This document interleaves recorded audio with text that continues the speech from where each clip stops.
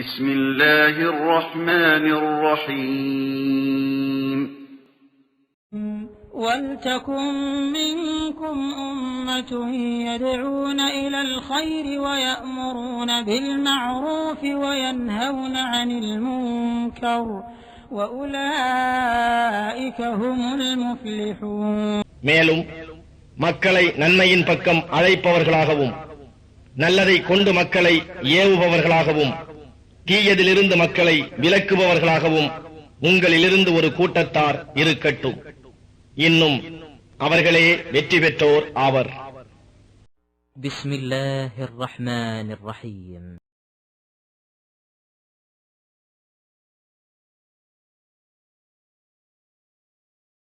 அல்ஹம்துலில்லாஹ் நஹ்மதுஹு வ நஸ்தஈனுஹு வ நஸ்தக்ஃபிருஹு வ நஅஊது பில்லாஹி மின் ஷுரூரி அன்ஃபுஸினா வ ஸய்யிஆத்தி அமாலினா மன் யஹ்திஹில்லாஹு ஃபலா முضில்ல லஹு வ மன் யுض்லில் ஃபலா ஹாதிய லஹு வ அஷ்ஹது அன் லா இலாஹா இல்லல்லாஹு வஹ்தஹு லா ஷரீக லஹு வ அஷ்ஹது அன்ன முஹம்மதன் அப்துஹு வ ரசூலுஹு அம்மா பஅத். اللهم علمنا ما جهلنا وذكرنا ما نسينا ووفقنا لصالح الأعمال يا رب العالمين. எல்லாம் வல்ல அல்லாஹ் ஜல்ல ஷானஹு தஆலாவை புகழ்ந்து இறுதி தூதர் முஹம்மது ஸல்லல்லாஹு அலைஹி வஸல்லம் அவர்கள் மீது ஸலவாத்தும் ஸலாமும் கூறியதன் பின்னால், கண்ணியத்திற்குரிய பெரியோர்களே, சகோதரர்களே, அல்லாஹ் ஜல்ல ஷானஹு தஆலாவுடைய பேரருளால் தாவா பணியில் ஈடுபட வேண்டும், அது தொடர்பான இஸ்லாமிய வழிகாட்டல்களை பெற்றுக்கொள்ள வேண்டும் என்ற தூய்மையான நோக்கத்தோடு இந்த இடத்திலே நாம் எல்லோரும் ஒன்று சேர்ந்திருக்கின்றோம். அல்லாஹு தஆலா நம் எல்லோருடைய எண்ணங்களையும் இஹ்லாஸானதாக ஆக்கித்தர வேண்டும் என்றும், இந்த நிகழ்ச்சியிலிருந்து கலைந்து செல்கிற போது பல பயன்களை அடைந்தவர்களாக கலைந்து செல்வதற்கு தௌஃபீக் செய்ய வேண்டும் என்றும் முதலிலே பிரார்த்தித்துக் கொள்கின்றேன். அன்புள்ள சகோதரர்களே, தாவா பணி என்பது பொதுவாக இன்று மக்கள் மத்தியிலே எப்படி கருதப்படுகிறது என்றால், மദ്രസാக்களில் ஓதி மௌலவிகளாக ஆலிம்களாக வெளியாகக்கூடிய மக்களுக்குரிய ஒரு பொறுப்பு, அல்லது சமுதாயத்தில் ஒரு சிலருடைய பணி என்றுதான் புரியப்பட்டிருக்கிறது. ஆனால் தாவா பணி என்பது அல்லாஹு தஆலா நம்மீது பல வணக்கங்களை விதியாக்கி இருக்கின்றான், பல சட்டங்களை நம் மீது கடமையாக்கி இருக்கின்றான். அந்த அடிப்படையில் தாவா என்பது மிக உயர்ந்த ஒரு இபாதத் என்பதை முதல்ல நாம் கவனத்தில் கொள்ள வேண்டும். இது ஒரு உயர்ந்த இபாதத் என்னும் போது இது குறிப்பிட்ட ஒரு சாராருக்கு மாத்திரம் சொந்தமானது கிடையாது, அல்லது குறிப்பிட்ட ஒரு குழுத்தான் இதை மேற்கொள்ள வேண்டும் என்ற நிலையும் கிடையாது. ரசூல் ஸல்லல்லாஹு அலைஹி வஸல்லம் அவர்களை பின்பற்றுகிற எல்லோருமே இந்த பணியை செய்ய வேண்டும். அல்லாஹு தஆலா அல் குர்ஆனிலே நபிகள் நாயகம் ஸல்லல்லாஹு அலைஹி வஸல்லம் அவர்களை பார்த்து சொல்லுகிறான், குல் ஹாதிஹி சபீலி, நபியே நீங்கள் சொல்லுங்கள், நான் செல்லுகிற இந்த வழிதான் சரியான வழி. அத்உ இலல்லாஹி அலா பஸீரத்தின் அன வ மன் இத்தபஅனி, அந்த வழியில் நானும் என்னை பின்பற்றுகிறவர்களும் தெளிவான ஆதாரங்களின் அடிப்படையில் அழைத்து கொண்டே இருப்போம். இப்போ நபிகள் நாயகம் ஸல்லல்லாஹு அலைஹி வஸல்லம் அவர்களை பின்பற்றுகிறவர்கள் தாவா பணியில் ஈடுபட வேண்டும். எனவேதான் ஷேக் இப்னு பாஸ் ரஹிமஹுல்லா, சவுதியில் இருந்த முன்னை நாள் முஃப்தி ஆம், அவர்கள் சொல்லும்போது தாவா பணி ஒவ்வொரு முஸ்லிமின் மீதும் அவருடைய சக்திக்கு ஏற்ப ஃபர்து ஐனாக இருந்து கொண்டிருக்கிறது என்று சொல்கிறார். குறிப்பாக இந்த காலத்திலே நிறைய வழிகேடுகள், பல ஷிர்க்குகள், பிதஅத்துகள், குஃப்ருகள் இந்த சமுதாயத்திலே வழிகேடுகளின் பக்கம் அழைக்கக்கூடிய அமைப்புகள் அதிகரித்திருக்கின்ற இந்த காலத்திலே, பாவங்களின்பால் மக்களை தூண்டக்கூடிய காரணிகள் நிறைந்து போயிருக்கின்ற இந்த சூழ்நிலையில் தாவா பணி என்பது ஒவ்வொரு முஸ்லிமுக்கும் அவரவருடைய சக்திக்கு ஏற்ப ஃபர்து ஐன் என்றால் உங்களுக்கு தெரியும், கண்டிப்பாக செய்யப்பட வேண்டிய பணி. இதை தவறவிட்டால் நிச்சயமாக அவர் அல்லாஹ்விடத்தில் குற்றவாளியாக மாறிவிடுவார். இந்த தாவா பணி ஒரு இபாதத். அதே நேரத்தில் இதனால் பல நன்மைகள் நமக்கு கிடைக்கின்றன. இந்த தாவா பணியில் ஈடுபடுவதனால் பல நன்மைகள் நமக்கு கிடைக்கின்றன. இப்போ தொழுகை என்கிற இபாதத்தை நாம் செய்தால் தொழுது கொண்டிருக்கும் வரைக்கும் நன்மை கிடைக்கும். மௌத்தாகிவிட்டால் அதோடு முடிந்து விடுகிறது. ஏற்கனவே சேர்த்த தொழுகை தான் மௌத்துக்கு பிறகு வரும். ஆனால் தாவா பணியை பொறுத்தவரையில் மௌத்தான பிறகும் நமக்கு நன்மை வந்து கொண்டிருக்கக்கூடிய ஒரு பணி. மன் தல்ல அலா கைரின் ஃபலஹு மிஸ்லு அஜ்ரி ஃபாயிலிஹி. யார் ஒருவர் ஒரு நல்ல விஷயத்தை மக்களுக்கு சொல்லிக் கொடுக்கிறாரோ அவர்கள் செய்யக்கூடிய அந்த நன்மை, அந்த அமலுக்கு, அந்த நல்ல விஷயத்திற்கு அவர்களுக்கு கூலி கிடைக்கும்.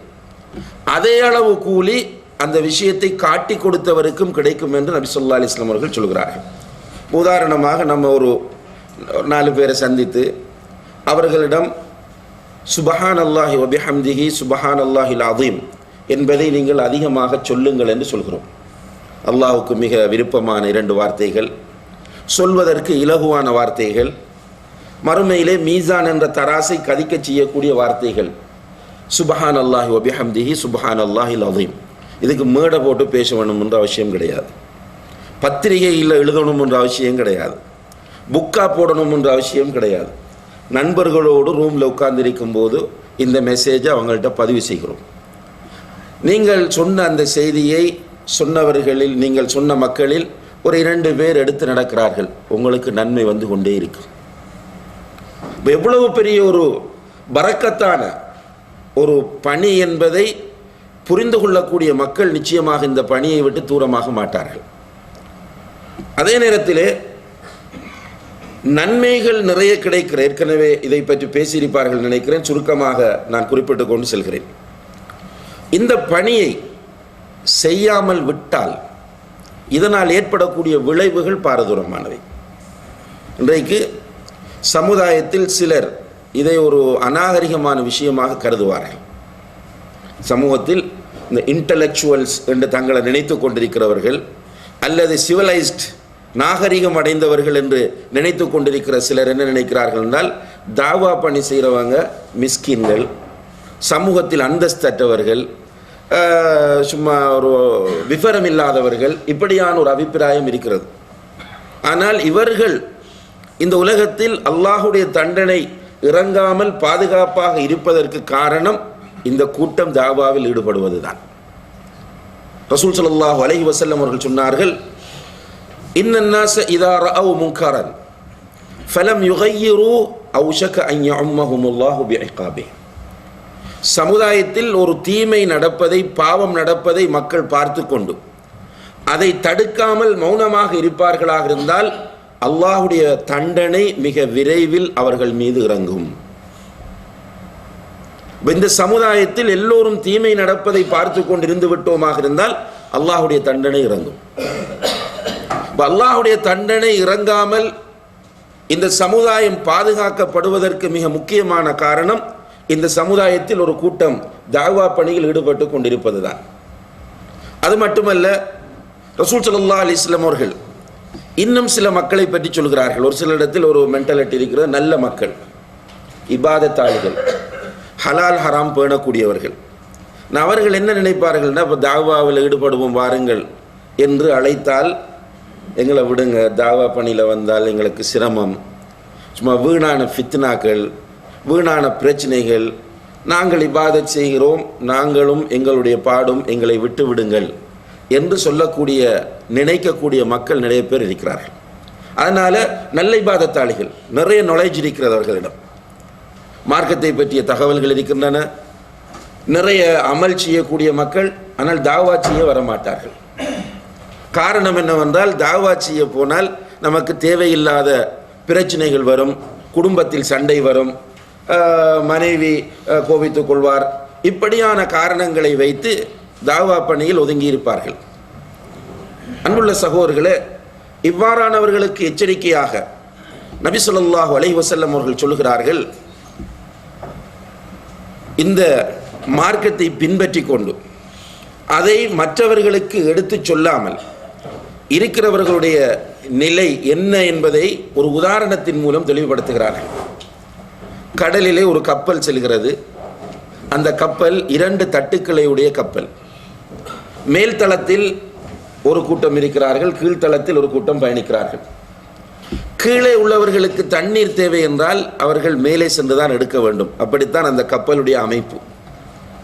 கீழே உள்ளவர்கள் நினைக்கிறார்கள், நாம் மேலே சென்று ஏன் தண்ணீரை எடுப்பதற்கு சிரமப்பட வேண்டும், கீழே தான் நாம் இருக்கிறோம், கப்பலிலே ஒரு ஓட்டை போட்டால் நமக்கு தண்ணீர் வருகிறது என்று இவர்கள் மஷூரா பண்ணி கப்பலிலே ஓட்டை போட ஆரம்பிக்கிறார்கள். மேலே உள்ளவர்கள் நினைக்கிறார்கள், அவர்கள் கீழே தானே ஓட்டை போடுகிறார்கள், இதனால் நமக்கு என்ன நடந்தது என்று மேலே உள்ளவர்கள் கீழே உள்ளவர்கள் கப்பலில் ஓட்டை போடுவதை பார்த்து கொண்டு மௌனமாக இருந்தால் என்ன முடிவு? 2 பேருமே கடலிலே மூழ்கி அழிந்து விடுவார்கள். இதே போன்றுதான் நீங்கள் உங்களுடைய சமுதாயத்தில் பாவங்கள் நடப்பதை பார்த்து கொண்டு நாங்கள் பாவம் செய்யவில்லை, மற்றவர்களை போய் தடுப்பது தேவையில்லாத விஷயம் என்று நினைத்து இருந்து கொண்டிருப்பீர்களாக இருந்தால் அல்லாஹுடைய தண்டனை உங்களையும் சேர்த்துத்தான் ஆக்கிரமித்துக் கொள்ளும் என்பதை நபி ஸல்லல்லாஹு அலைஹி வஸல்லம் அவர்கள் இந்த உதாரணத்தின் மூலம் சொல்லி காட்டினார்கள். அல்லாஹ் தஆலா அல் குர்ஆனிலே சொல்கிறான், வத்தகு ஃபித்னதன் லா துஸீபன்னல்லதீன ஸலமூ மின்கும் ஹாஸா. அல்லாஹ்வுடைய ஃபித்னாவை பயந்து கொள்ளுங்கள். அல்லாஹ்வுடைய ஃபித்னா என்றால் அல்லாஹ்வுடைய சோதனை. அல்லாஹ்வுடைய சோதனை உங்களுக்கு வருவதை அஞ்சிக் கொள்ளுங்கள். அந்த சோதனை உங்களில் அநியாயம் செய்பவர்களுக்கு மட்டும் வரமாட்டாது. அநியாயம் செய்கிறவர்களுக்கு வருகிற சோதனையில் நல்ல முறையில் இருக்கிற மக்களும் அகப்பட்டு கொள்ள வேண்டி வரும். எனவே இந்த சமுதாயத்தில் அநியாயங்கள் நடக்காமல் பாதுகாக்க வேண்டிய பொறுப்பு அல்லாஹ்வுடைய சோதனையிலிருந்து தப்ப விரும்புகிற அத்தனை மக்களுக்கும் இருக்கிறது. இந்த தாவா பணி செய்யப்படாமல் விட்டால் இந்த சமுதாயம் சீர்கேட்டை நோக்கி செல்லும், அல்லாஹ்வுடைய சோதனை இந்த சமுதாயத்தையும் ஆக்கிரமித்துக் கொள்ளும் என்பதில் 2வது கருத்துக்கு இடம் கிடையாது. அல்லாஹ்வுடைய சோதனை பல வழிகளில் வரும்.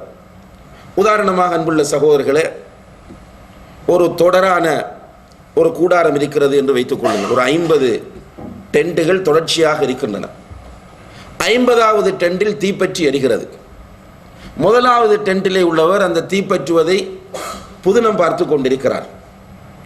அங்குதானே தீப்பற்றுகிறது என்று அடுத்த டென்ட்டுகளில் உள்ளவர்கள் அதை பார்த்து கொண்டிருந்தால் என்ன நடக்கும்? 50வது டென்ட்டிலிருந்து 49வதுக்கு தாவி கடைசியிலே எல்லா டென்ட்டும் எரிந்துவிடும். இது போன்றுதான் சமுதாயத்தில் பாவங்கள் நடப்பதை அனுமதித்துக் கொண்டிருப்போமாக இருந்தால் அந்த பாவங்கள் அப்படியே வந்து நம்மையும் ஆக்கிரமித்துக் கொள்ளும். இன்றைக்கு அதுதான் நடந்திருக்கிறது. நம்முடைய பிள்ளைகளை வளர்ப்பதற்கு இன்றைக்கு பயப்படுகிறோம். என்னுடைய பிள்ளையை எப்படி பாதுகாப்பாக வளர்க்கலாம் என்கிற அச்சத்தோடு தான் எல்லா பெற்றோர்களும் இருந்து கொண்டிருக்கிறார்கள். என்ன காரணம்? சமுதாயத்தில் தீமைகள் நடப்பதற்கு எல்லோரும் சேர்ந்து அனுமதி கொடுத்தோம். இப்போது அந்த தீமைகள் நம்முடைய வீட்டுக்குள்ளும் வந்து விட்டது. நிறைய தாயிகள், நிறைய நல்ல மக்கள், நிறைய இபாதத்தாளிகள் அவர்களுடைய வீட்டுக்குள் போய் பார்த்தால் அசிங்கங்கள். மனைவியிடத்தில் தீன் கிடையாது, மனைவியிடத்தில் மார்க்கம் கிடையாது, மனைவியிடத்தில் பண்பாடு கிடையாது, மனைவியிடத்தில் இறையச்சம் கிடையாது, பிள்ளைகளிடத்திலே இறையச்சம் கிடையாது. நிறைய பேர் வருத்தப்படுகிறோம். நான் தஹஜ்ஜத் தொழுகை கூட தவறாமல் தொழுகிறேன், என்னுடைய மனைவி ஃபரலான தொழுகை கூட தொழுவது கிடையாது. நான் எப்போதும் இஸ்லாமிய செய்திகளையே இங்கே பார்த்து கொண்டிருந்து வீட்டுக்கு சென்றால் என்னுடைய மனைவி சீரியல்களுக்கும் சினிமாவுக்கும் அடிக்டாக மாறியிருக்கிறார் என்று வருத்தப்படுகிற மக்களை நிறைய நம்ம பார்க்கிறோம். காரணம் என்ன? தாவா பணியை செய்ய வேண்டிய முறையில் நாம் செய்யாமல் விட்டது. இது யாருடைய ஒரு கூட்டத்தின் பொறுப்பு என்ற அந்த மனோநிலையில் நாம் இருந்ததுதான் இதற்கு மிக முக்கியமான காரணமாகும். எனவே அன்புள்ள சகோதரர்களே, தாவா பணி என்பது ஷேக் இப்னு பாஸ் ரஹ்மத்துல்லாஹி அவர்கள் குறிப்பிட்டது போன்று நம் ஒவ்வொருவருக்கும் கட்டாய கடமை. இந்த கட்டாய கடமையை நாம் சரியாக செய்ய வேண்டும். நான் ஆரம்பத்திலே குறிப்பிட்டேன், தாவா என்பது ஒரு இபாதத். ஒரு இபாதத்தை அல்லாஹ் கபூல் செய்ய வேண்டும் என்றால் முக்கியமான 2 நிபந்தனைகள் இருக்கின்றன. ஒன்று என்ன? இஹ்லாஸ். இரண்டாவது முதாபஅத்துர் ரசூல் அல்லது இத்திபா. இஹ்லாஸும் நபிகள் நாயகம் ஸல்லல்லாஹு அலைஹி வஸல்லம் அவர்களுடைய வழிமுறையும் இந்த 2ம் ஒன்று சேர இருந்தால்தான் அந்த இபாதத்தை அல்லாஹ் ஏற்றுக்கொள்வார். அது என்ன இபாதத்தாக இருந்தாலும் சரி. அதில் குறிப்பாக தாவா என்கிற இந்த இபாதத்தை பொறுத்தவரையில் இஹ்லாஸ் என்பது மிக மிக அவசியமான ஒன்று. ஏனென்றால் இந்த பணியில் ஈடுபடுகிறவர்கள் ஷைத்தானின் கடுமையான எதிரிகள். மூமின்கள் பொதுவாகவே ஷைத்தானுக்கு எதிரி. இந்த பணியில் ஈடுபடுகிறவர்கள் ஷைத்தானுடைய கடுமையான எதிரிகள். எனவே ஷைத்தான் இவர்களுடைய நீயத்தை குழப்புவான், இவர்களிடம் இஹ்லாஸை இல்லாமலாக்குவான். கூடுதலாக ஷைத்தானுடைய சதி வலையில் அகப்படக்கூடியவர்களாக தாயிகள் தான் காணப்படுகிறார்கள். இன்றைக்கு சமுதாயத்தில் நம்ம பார்க்கிறோமா இல்லையா? இந்த நிலையிலிருந்து நம்மை விடுவிக்க வேண்டும் என்றால் இஹ்லாஸ் என்பது ஷர்த் என்பதை புரிந்து கொள்ள வேண்டும். அதாவது மனிதனை பொறுத்தவரையில் இந்த மானுடவியலாளர்கள் சொல்லுவார்கள், அவன் ஒரு சமூக பிராணி என்று. மனிதனை ஒரு சமூக பிராணி என்று குறிப்பிடுவார். இந்த கருத்தை இஸ்லாம் ஏற்றுக்கொள்ளவில்லை. ஆனால் இதில் ஒரு உண்மையும் இருக்கிறது. மனிதனை பொறுத்தவரையில் அவனால் தனிமையில் இருக்க முடியாது. இவனால் சமுதாயத்தோடு சேர்ந்துதான் செல்ல வேண்டும். இதனால் தான் நீங்கள் பார்க்கிறீர்கள், ஏதாவது ஒரு ஸ்போர்ட்ஸ் கிளப்பில் இருப்பான், அல்லது வேறு ஏதாவது ஊரிலே உருவாக்கப்படுகிற சங்கத்தில் இருப்பான், அமைப்பில் இருப்பான். தனிமையில் இருக்க மாட்டான். ஒன்றும் கிடையாது என்று சொன்னால் நம்முடைய இளைஞர்களுக்கு இந்த ஒன்றுமே கிடையாது என்று என்ன செய்கிறாங்க? பீச் சைட்டில் இருந்தால் பீச்சுக்கு போய் உட்கார்ந்து நைட்டுக்கு டெய்லி ஒரு குறிப்பிட்ட நேரம் பீச்சில் போய் உட்கார்ந்து கொள்வார்கள். குரூப்பாக உட்கார்ந்து ஜோக் அடிப்பார்கள், சிரிப்பார்கள். அதுக்கப்புறம் டைம் முடிந்தால் வந்து விடுவார்கள். இங்கே நீங்கள் பார்க்கிறீர்கள், டைம் பாஸிங், ஏதாவது ஒரு வழி தேவை. எங்கே ஒரு கேம்புக்கு போகிறது, டிவியை போடுறது, சினிமா பார்க்குறது, அல்லது கேரம் போர்டு விளையாடுறது, ஏதாவது ஒன்றில் ஒன்றாக சேர்ந்து நேரத்தை பாஸ் பண்ண வேண்டும். Time passing. இந்த டைம் பாஸிங்காக தாவா பணி வந்துவிடக்கூடாது. சிலர் டைம் பாஸிங்குக்காக வேண்டி தாவாவில் ஈடுபடுகிறவர்கள் இருக்கிறார்கள். அவர்களுக்கு தெரியாது ஏன் இந்த தாவா பணியில் நான் ஈடுபடுகிறேன் என்று. எதற்காக தாவாவில் இணைந்து வேலை செய்கிறேன் என்பது அவருக்கு உண்மையில் புரியாது. ஆனால் வருவார், கூப்பிட்டா வருவார், போஸ்டர் ஒட்டுவார், ஸ்பீக்கர் கட்டுவார், மற்ற மக்களை அழைப்பதற்கு வருவார். ஆனால் எதற்காக வருகிறார் என்று அவரிடத்தில் கேட்டதும் கிடையாது, அவருக்கும் தெரியாது. இது ஒரு ஜஸ்ட் டைம் பாஸிங்காக வேண்டி ஈடுபடக்கூடியவர்கள். இதுவும் இந்த இபாதத்தில் கூடாது. இந்த இபாதத்தில் ஈடுபடுகிற மனிதன் முதலில் தன்னுடைய நீயத்தை சரியான முறையில் கவனித்துக் கொள்ள வேண்டும்.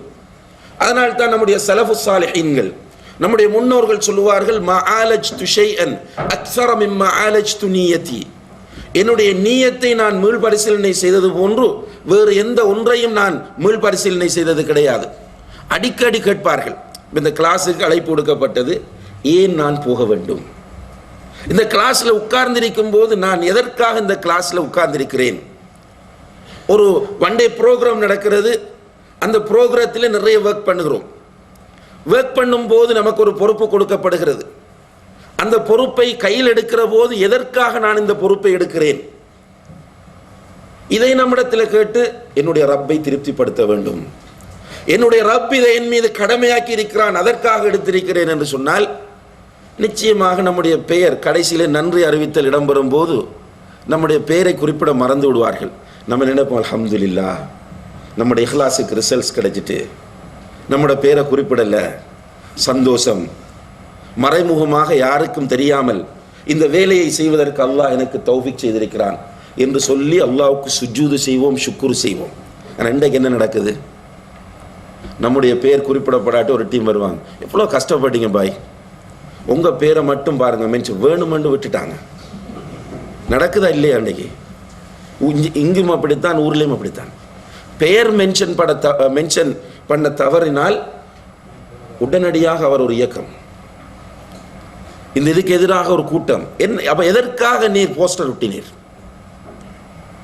எதற்காக நீர் கண் விழித்தீர்? எதற்காக நீ உன்னுடைய துக்கத்தை தியாகம் செய்தாய்? வெறுமனே இந்த மக்களுடைய பாராட்டுதலை பெறுவதை தவிர வேறொன்றும் இல்லை என்பதுதான் இது சொல்லக்கூடிய செய்தி. 1000 ஆர்கியூமெண்ட்ஸ் நம்மிடத்தில் இருக்கலாம். நான் அப்படி கிடையாது, இப்படி கிடையாது, இருந்தாலும் உலகத்தில் இப்படி ஒன்று இருக்கிறது தானே, அந்த மரபைத்தான் எதிர்பார்த்தேன் என்றெல்லாம் ஷைத்தான் சில அலங்காரங்களை நம்மிடத்தில் தந்தாலும் கூட உண்மை என்னவென்றால் நாம் வெறுமனே சில உலக லாபங்களுக்காக அல்லது ஜஸ்ட் டைம் பாசிங்காக வேண்டி நாம் இந்த பணியில் ஈடுபட்டிருக்கிறோம் என்பதுதான் அர்த்தமாகும். மிக ஒரு கவனமாகவும் அவதானமாகவும் ஈடுபட வேண்டிய பணி. இந்த பணியில் இஹ்லாஸ் இல்லை என்றால் இந்த உலகத்திலும் நஷ்டம். நிறைய இழக்கிறோம். தாவா பணியில் ஈடுபடுற சகோதரர்கள் போய் ஒரு சினிமா பார்க்க முடியாது. பார்த்த நாளைக்கு என்ன சொல்லுவான், அங்கே பயானுண்டு வரான், இந்த தாவாண்டு கூப்பிட்றான், இப்போ சினிமா பார்த்துட்டு உட்காந்துட்டு இருக்கிறான். ஒரு கலை நிகழ்ச்சி நடக்கும் பெருநாளைக்கு, அந்த கலை நிகழ்ச்சிக்கு போக முடியாது, எல்லாம் தியாகம் பண்ணுறான். இந்த உலகத்தில் முழுக்க தியாகம். சரியாக தூங்க மாட்டான், சில நேரம் திட்டு வாங்க வேண்டி வரும், சில நேரங்களில் சில வேறு பிரச்சனைகள் வரும், வீட்டில் சில நேரம் கான்சன்ட்ரேஷன் பண்ண முடியாமல் போகும், அங்கே மனைவியோட பிள்ளைகளோட பிரச்சனை வரும்.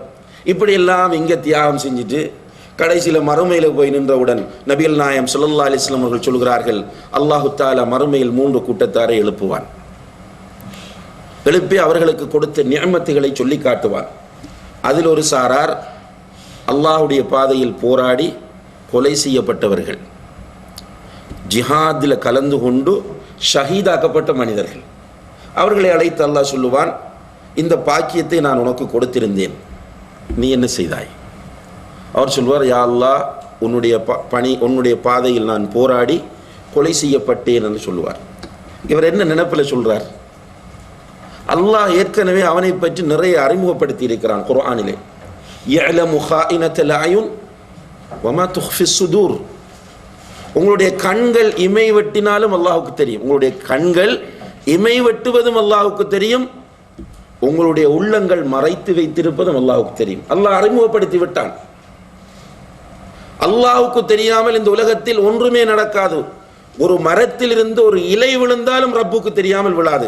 எத்தனை கோடான கோடி மரங்கள் இருந்து நம்முடைய எண்ணிக்கையில் அடங்காத இலைகள் ஒரே நேரத்தில் விழுந்தாலும் ரப்புக்கு தெரியும். ஜுபைலிலே இந்த இடத்திலே இந்த மரத்திலிருந்து இத்தனை இலைகள் விழுந்தது என்பது ரப்புக்கு தெரியும். அப்படியான ரப்புல் ஆலமீன் அவனிடத்தில் போய் இவன் சொல்லுகிறான், யா அல்லாஹ், உன்னுடைய பாதையில் போராடினேன், கொலை செய்யப்பட்டேன் என்று சொல்லும் போது அல்லாஹ் சொல்கிறான், நீ போராடியது உண்மை, கொலை செய்யப்பட்டது உண்மை. ஆனால் உன்னுடைய உள்ளத்தில் ஆழ்மனதில் என்ன சிந்தனை இருந்தது தெரியுமா? உன்னை ஒரு தியாகி, போராளி என்று மக்கள் பாராட்ட வேண்டும் என்பதுதான் இருந்தது. எனவே உனக்கு அந்த பாராட்டு கிடைத்தது, நீ நரகத்திற்கு போய் என்று நரகத்திற்கு அனுப்பி விடுவான். இரண்டாவது மனிதன் ஒரு பெரிய செல்வந்தன், வசதி படைத்தவன். அவனை அழைத்து அல்லாஹ் கேட்கிறான், எத்தனையோ மக்கள் பிச்சைக்காரர்களாக இருந்தபோது, கையேந்தி வாழ்க்கையை ஓட்டிக் கொண்டிருந்த போது உனக்கு நிறைய நான் தந்தேன், என்ன செய்தாய்? அவன் சொல்லுகிறான், யா அல்லாஹ், நீ தந்ததை கொண்டு உன்னுடைய பாதையில் நான் நிறைய தர்மம் செய்தேன் என்று சொல்லுவான்.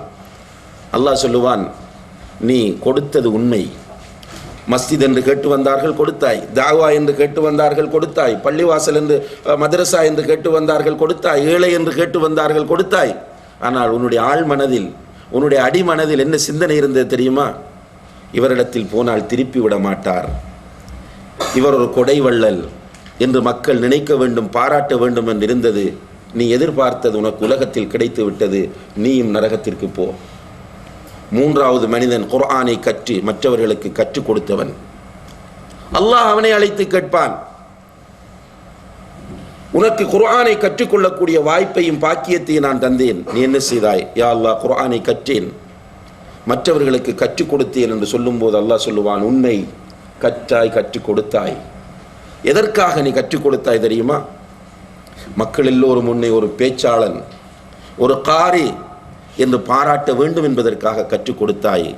எனவே நீயும் நரகத்திற்கு போய் என்று அந்த 3 பேரையும் நரகத்திற்கு அனுப்பிவிடுவான் என்று நபிகள் நாயகம் ஸல்லல்லாஹு அலைஹி வஸல்லம் அவர்கள் சொல்லுகிற செய்தி சஹீஹ் முஸ்லிமிலே பதிவு செய்யப்பட்டிருக்கிறது. இதே ரிவாயத் திருமதி என்கிற ஹதீஸ் நூலில் இடம்பெறும் போது இந்த 3 பேரை கொண்டுதான் முதலில் நரகம் மூட்டப்படும் என்று நபிகள் நாயகம் ஸல்லல்லாஹு அலைஹி வஸல்லம் அவர்கள் சொல்கிறார்கள். மறுமையில் அல்லாஹ் திரும்ப ஒருக்கா நரகத்தை மூட்டுவான். அந்த நரகம் மூட்டப்படுவது இந்த 3 பேரை கொண்டுதான். அல்லாஹ் பாதுகாக்க வேண்டும். எனவே இந்த பணியிலிருந்து தப்பி ஒதுங்கவும் முடியாது. இந்த பணியில் ஈடுபட வந்தால் இஹ்லாஸ் இல்லாமல் ஈடுபடவும் கூடாது. இது ரெண்டும் மிக கவனமாக நாம் மனதில் பதிவு செய்ய வேண்டிய செய்திகளாக இருந்து கொண்டிருக்கின்றன. அடுத்ததாக அன்புள்ள சகோதரர்களே, எதற்காக தாவா செய்ய வேண்டும் என்ற மிக முக்கியமான ஒரு கேள்வி நம்முடைய மனங்களிலே வர வேண்டும். ஏன் நான் தாவா செய்ய வேண்டும்? இப்போ தாவா உண்மையிலே இந்த தாவாவுக்குரிய ஒரு தர்பியாவாக இதை அமைக்கும் போது உண்மையிலே டைம் பத்தாது நமக்கு. இருந்தாலும் சுருக்கமாக சில செய்திகளை பதிவு செய்து கொண்டு செல்லாமல் நினைக்கின்றேன். எதற்காக தாவா செய்ய வேண்டும் என்ற ஒரு கேள்வி நம்மிடத்திலே வரும்போது முதலில் நாம் காண வேண்டிய விடை பதில் என்ன? அல்லாஹ் என் மீது இதை கடமையாக்கி இருக்கிறான். இது ஒரு இபாதத். இந்த பணியிலிருந்து தப்பிவிட்டு நான் அல்லாஹ்விடம் தப்ப முடியாது. இந்த பணியிலிருந்து ஒதுங்கிவிட்டு அல்லாஹ்விடம் நாம் தப்ப முடியாது. எனவே நான் இந்த பணியை செய்தே ஆக வேண்டும் என்ற ஒரு பதில் நம்முடைய உள்ளங்களில் தோன்ற வேண்டும். அடுத்ததாக இந்த பணியை செய்வதனால் நாம் அடைய வேண்டிய சில முக்கியமான நோக்கங்களை அல்லாஹு தஆலா அல் குர்ஆனிலும் நபிகள் நாயகம் ஸல்லல்லாஹு அலைஹி வஸல்லம் அவர்கள் ஹதீஸிலும் பதிவு செய்திருக்கிறார்கள். அதிலே முதலாவது அல்லாஹ்விடத்தில் போய் நாம் தப்பித்துக் கொள்வது. ஏன் தாவா செய்ய வேண்டும்? அல்லாஹ்விடத்தில் போய் நாம் தப்ப வேண்டும். உனக்கு இன்னென்ன விஷயங்கள் தெரிந்திருந்தன, உன்னோடு வாழ்ந்தவர்கள் இதற்கு மாற்றமாக நடக்கும்போது நீ என்ன செய்தாய் என்று அல்லாஹ் நிச்சயமாக கேட்பான். அதிலும் குறிப்பாக ஒரு தந்தை இடத்திலே கேட்கப் போகிறான், உன்னுடைய வீட்டிலே இவ்வாறெல்லாம் குர்ஆனுக்கும் ஹதீஸுக்கும் மாற்றமாக நடந்து கொண்டிருந்தார்கள், நீ என்ன செய்தாய்? அதே போன்றுதான் நண்பர்கள் உறவினர்கள் விஷயத்திலும் அல்லாஹு தஆலா கேட்பான். அந்த நேரத்தில் நாம் அல்லாஹ்விடத்திலே தப்ப வேண்டும். யா அல்லாஹ், எனக்கு தெரிந்த செய்திகளை எல்லாம் நான் அவர்களிடம் சொல்லிவிட்டேன். என்னுடைய மனைவிக்கு சொன்னேன், என்னுடைய பெற்றோருக்கு சொன்னேன், என்னுடைய உறவினர்களுக்கு சொன்னேன், என்னுடைய பிள்ளைகளுக்கு சொன்னேன், என்னுடைய நண்பர்களுக்கு சொன்னேன் என்று அல்லாஹ்விடம் தப்ப வேண்டும். இது தாவாவினுடைய மிக முக்கியமான ஒரு நோக்கம். இதை அல் இஅ்திதாரு இன்தல்லாஹ் என்று அரபியிலே சொல்வார்கள். அவர்கள் பனு இஸ்ரவேலுடைய காலத்தில் உள்ள மக்கள் தாவா செய்ததை பற்றி அல்லாஹ் சொல்லும்போது மஅ்திரத்தன் இன்த ரப்பிக்கும், நாங்கள் ஏன் இப்படி செய்கிறோம் என்றால், அதாவது சில மக்கள் தவறு செய்து கொண்டிருந்தார்கள். அந்த தவறு செய்து கொண்டிருந்த மக்களிடம் நபிமார் போய் தாவா செய்யும் போது மக்கள் கேட்கிறார்கள், அல்லாஹு முஹ்லிகுஹும் அவ் முஅذிபுஹும், இவர்களை அல்லாஹ் அழித்து விடுவான் அல்லது தண்டித்து விடுவான், இவர்களிடம் போய் நீங்கள் மீண்டும் ஏன் சொல்லிக் கொண்டிருக்கிறீர்கள் என்று அந்த மக்கள் கேட்ட நேரத்தில் நபிமார் சொன்னார்கள், மஅ்திரத்தன் இன்த ரப்பிக்கும், ரப்பிடத்தில் போய் நாங்கள் நியாயம் சொல்ல வேண்டும், ரப்பிடத்தில் போய் நாங்கள் தப்ப வேண்டும், நீங்கள் என்ன செய்தீர்கள் என்று ரப்பு கேட்பான். உண்மையிலேயே இன்றைக்கு நம்மை பொறுத்தவரையில் இலங்கை, இந்தியா போன்ற நாடுகளிலே வாழக்கூடிய மக்களை பொறுத்தவரையில் கேள்வி அதிகமாக இருக்கு. நம்ம புரியல்லது. நம்ம என்ன நினைத்து கொண்டிருக்கிறோம் என்றால், இந்த உலகத்தில் உழைப்பது, பணத்தை சேர்ப்பது, மரணித்து விடுவது, இதுதான் நம்மளோட டார்கெட். ஆனால் மறுமையில் போய் நிற்கும் போது தான் நம்முடைய பக்கத்து வீட்டில் இருந்த இந்துவும், நம்முடைய பக்கத்து வீட்டில் இருந்த பௌத்தனும், அல்லது நம்மோடு ஒன்றாக வேலை செய்த இந்துவும், நம்மோடு ஒன்றாக வேலை செய்த கிறிஸ்தவனும் பௌத்தனும் அல்லாஹ்விடத்தில் சொல்லுவான், யா அல்லாஹ், இவனுடைய பக்கத்து வீட்டில் எவ்வளவு காலமாக இருந்தான், ஒரு நாள் கூட உன்னை பற்றி இவனிடத்தில் சொன்னது கிடையாது என்று அவன் நம்மை நோக்கி அங்கே விரலை நீட்டும் போது பதில் கிடையாது. ஆனால் தாவா செய்து விட்டோமாக இருந்தால் அவனிடம் போய் ஆக குறைந்தது அல்லாஹ்வை பற்றி நீ தெரிந்து கொள், நீ செய்கிற முறை தவறானது என்று ஒரு மெசேஜை பதிவு செய்து விட்டோமாக இருந்தால் நாளை மறுமையிலே அல்லாஹ்விடத்தில் அவன் வந்து சொல்லும்போது அல்லாஹ்வே சொல்லுவான், அவன் பதிவு செய்தது எனக்கு தெரியும், நீ தப்ப முடியாது, நீ நரகத்திற்கு போ என்று அவனை அனுப்பி விடுவான். எனவே தஅவாவினுடைய முதல் நோக்கம் அல்-இஅ்திதாரு இன்தல்லாஹ். இரண்டாவது இகாமத்துல் ஹுஜ்ஜா. இகாமத்துல் ஹுஜ்ஜா என்றால் அவன் போய் நமக்கு எதிராக வழக்கு தொடரக்கூடாது, அல்லாஹ்விடத்தில் போய் எனக்கு ஒன்றும் தெரியாது என்று சொல்லக்கூடாது. பாவம் செய்கிறவன், குஃப்ரில் இருக்கிறவன், ஷிர்கில் இருக்கிறவன் அல்லாஹ்விடத்தில் போய் இது ஷிர்க் என்பது எனக்கு தெரியாது, இது குஃப்ர் என்பது எனக்கு தெரியாது, இது பாவம் என்பது எனக்கு தெரியாது என்று அல்லாஹ்விடத்தில் போய் சொல்லக்கூடாது. அல்லாஹ் அல் குர்ஆனிலே சொல்லும்போது ருசுலம் முபஷ்ஷிரீன வ முன்திரீன லிஅல்லா யகூன லின்னாஸி அலல்லாஹி ஹுஜ்ஜத்துன் பஅத ருசுல். ரசூல்மார்களை அச்சமூட்டி எச்சரிக்கை செய்கிறவர்களாகவும் நன்மாராயம் கூறக்கூடியவர்களாகவும் ஏன் அனுப்பினோம் என்றால், இவர்களுக்கு பிறகு மனிதர்கள் வந்து எங்களிடத்திலே யா அல்லாஹ் எனக்கு ஒன்றுமே தெரியாது என்று சொல்லக்கூடாது. இப்ப மனிதர்களிடத்திலே இகாமத்துல் ஹுஜ்ஜாவை நிலைநாட்டுவது தஅவாவினுடைய நோக்கம். அன்புள்ள சகோதரர்களே, ஒரு மாற்று மதத்தவர் குஃப்ரையும் ஷிர்கையும் செய்கிறார் என்றால் அது தவறு என்பதை நம்மட சக்திக்குட்பட்டவரை நாம் எடுத்து சொல்ல வேண்டும். முடியலையா அட்லீஸ்ட் ஒரு நமக்கு தெரிந்த ஒரு சீடியை, ஒரு புக்கு அவனுடைய கையில் கொடுத்து விட வேண்டும். இதை படித்துப்பார், உன்னுடைய வணக்கத்தை இதோடு ஒப்பிட்டுப்பார், சரியான். ஒரு முஸ்லிம் ஷிர்க் செய்கிறான், பித்அத் செய்கிறான், ஹராம்களில் ஈடுபடுகிறான், பெரும்பாவங்களில் ஈடுபடுகிறான், அவனிடத்தில் இது தப்பு என்பதை நீங்கள் பதிவு செய்தே ஆக வேண்டும். ஹிதாயத்தை பொறுத்தவரையில் எந்த ஒரு மனிதனாலும் ஹிதாயத்தை கொடுக்க முடியாது. தாவா பணியில் ஈடுபடுகிறவர்கள் மிக தெளிவான சிந்தனையோடு இருந்து கொள்ள வேண்டும். உங்களுடைய மனைவியாக இருக்கலாம், உங்களுடைய பிள்ளைகளாக இருக்கலாம், அல்லது உங்கள் மீது பாசத்தை பொழிகிற உங்களுடைய பெற்றோராக இருக்கலாம். இவர்களுக்கு ஹிதாயத்தை உங்களால் கொடுக்க முடியுமா என்று கேட்டால் ஹிதாயத்தை நம்மால் யாராலுமே கொடுக்க முடியாது. ஏன்? நபிகள் நாயகம் ஸல்லல்லாஹு அலைஹி வஸல்லம் அவர்களால் கூட ஹிதாயத்தை கொடுக்க முடியாது. அல்லாஹ் குர்ஆனில் தெளிவாக சொல்லிவிட்டான், இன்னக லா தஹ்தி மன் அஹ்பப்த் வலாக்கின் அல்லாஹ் யஹ்தி மன் யஷா. நபியே, நீ விரும்பியவர்களுக்கெல்லாம் ஹிதாயத்தை கொடுக்க உன்னால் முடியாது, அல்லாஹ் நாடுகிறவர்களுக்கு தான் ஹிதாயத் கிடைக்கும். நம்மால் என்ன செய்ய முடியும் என்றால் ஹிதாயத்தை காட்ட முடியும். இன்னக லதஹ்தி இலா ஸிராத்தின் முஸ்தகீம், நேரான வழி இது என்று நீ காட்டுவாய். நபியை பார்த்து அல்லாஹ் சொல்கிறான். இப்ப நேர்வழியை காட்ட முடியும், பெற்றோருக்கு காட்ட முடியும், பிள்ளைகளுக்கு காட்ட முடியும். எதுவரை காட்டிக் கொண்டிருக்க வேண்டும்? நாம் மௌத்தாகும் வரையும் அல்லது அவர்கள் மௌத்தாகும் வரை. ஒரு வாட்டி சொல்லிட்டோம், இரண்டாவது தரம் சொல்லிட்டோம், மூன்றாவது முறை சொல்லிவிட்டோம், இப்ப என்ன சொல்றது? இவன் திருந்த மாட்டான். தாவாவில் ஈடுபடுகிறவனிடத்தில் இப்படி ஒரு வார்த்தை வரக்கூடாது. ஆனால் நம்ம என்ன சொல்றோம்? அவனிடம் போகாதீர்கள், அவன் திருந்தவே மாட்டான், இப்படி சீல் குத்தி விடுகிறோம். உண்மையிலேயே இது நம்முடைய அறியாமையின் மிக தெளிவான ஒரு வெளிப்பாடாகும். எவனாக இருந்தாலும் அவன் திருந்துவான், அவனுக்கு ஹிதாயத் கிடைக்கும் என்ற அந்த ஆசையும் நம்பிக்கையும் தாயிடம் இருக்க வேண்டும். இது மிக முக்கியமான ஒரு அம்சமாகும். எனவே இகாமத்துல் ஹுஜ்ஜா என்பதை நாம் மரணிக்கிற வரை அல்லது நாம் யாரை டார்கெட் பண்ணுகிறோமோ அவன் மரணிக்கும் வரைக்கும் அதை நாம் செய்து கொண்டே இருக்க வேண்டும். இது தாவாவினுடைய இரண்டாவது நோக்கமாகும்.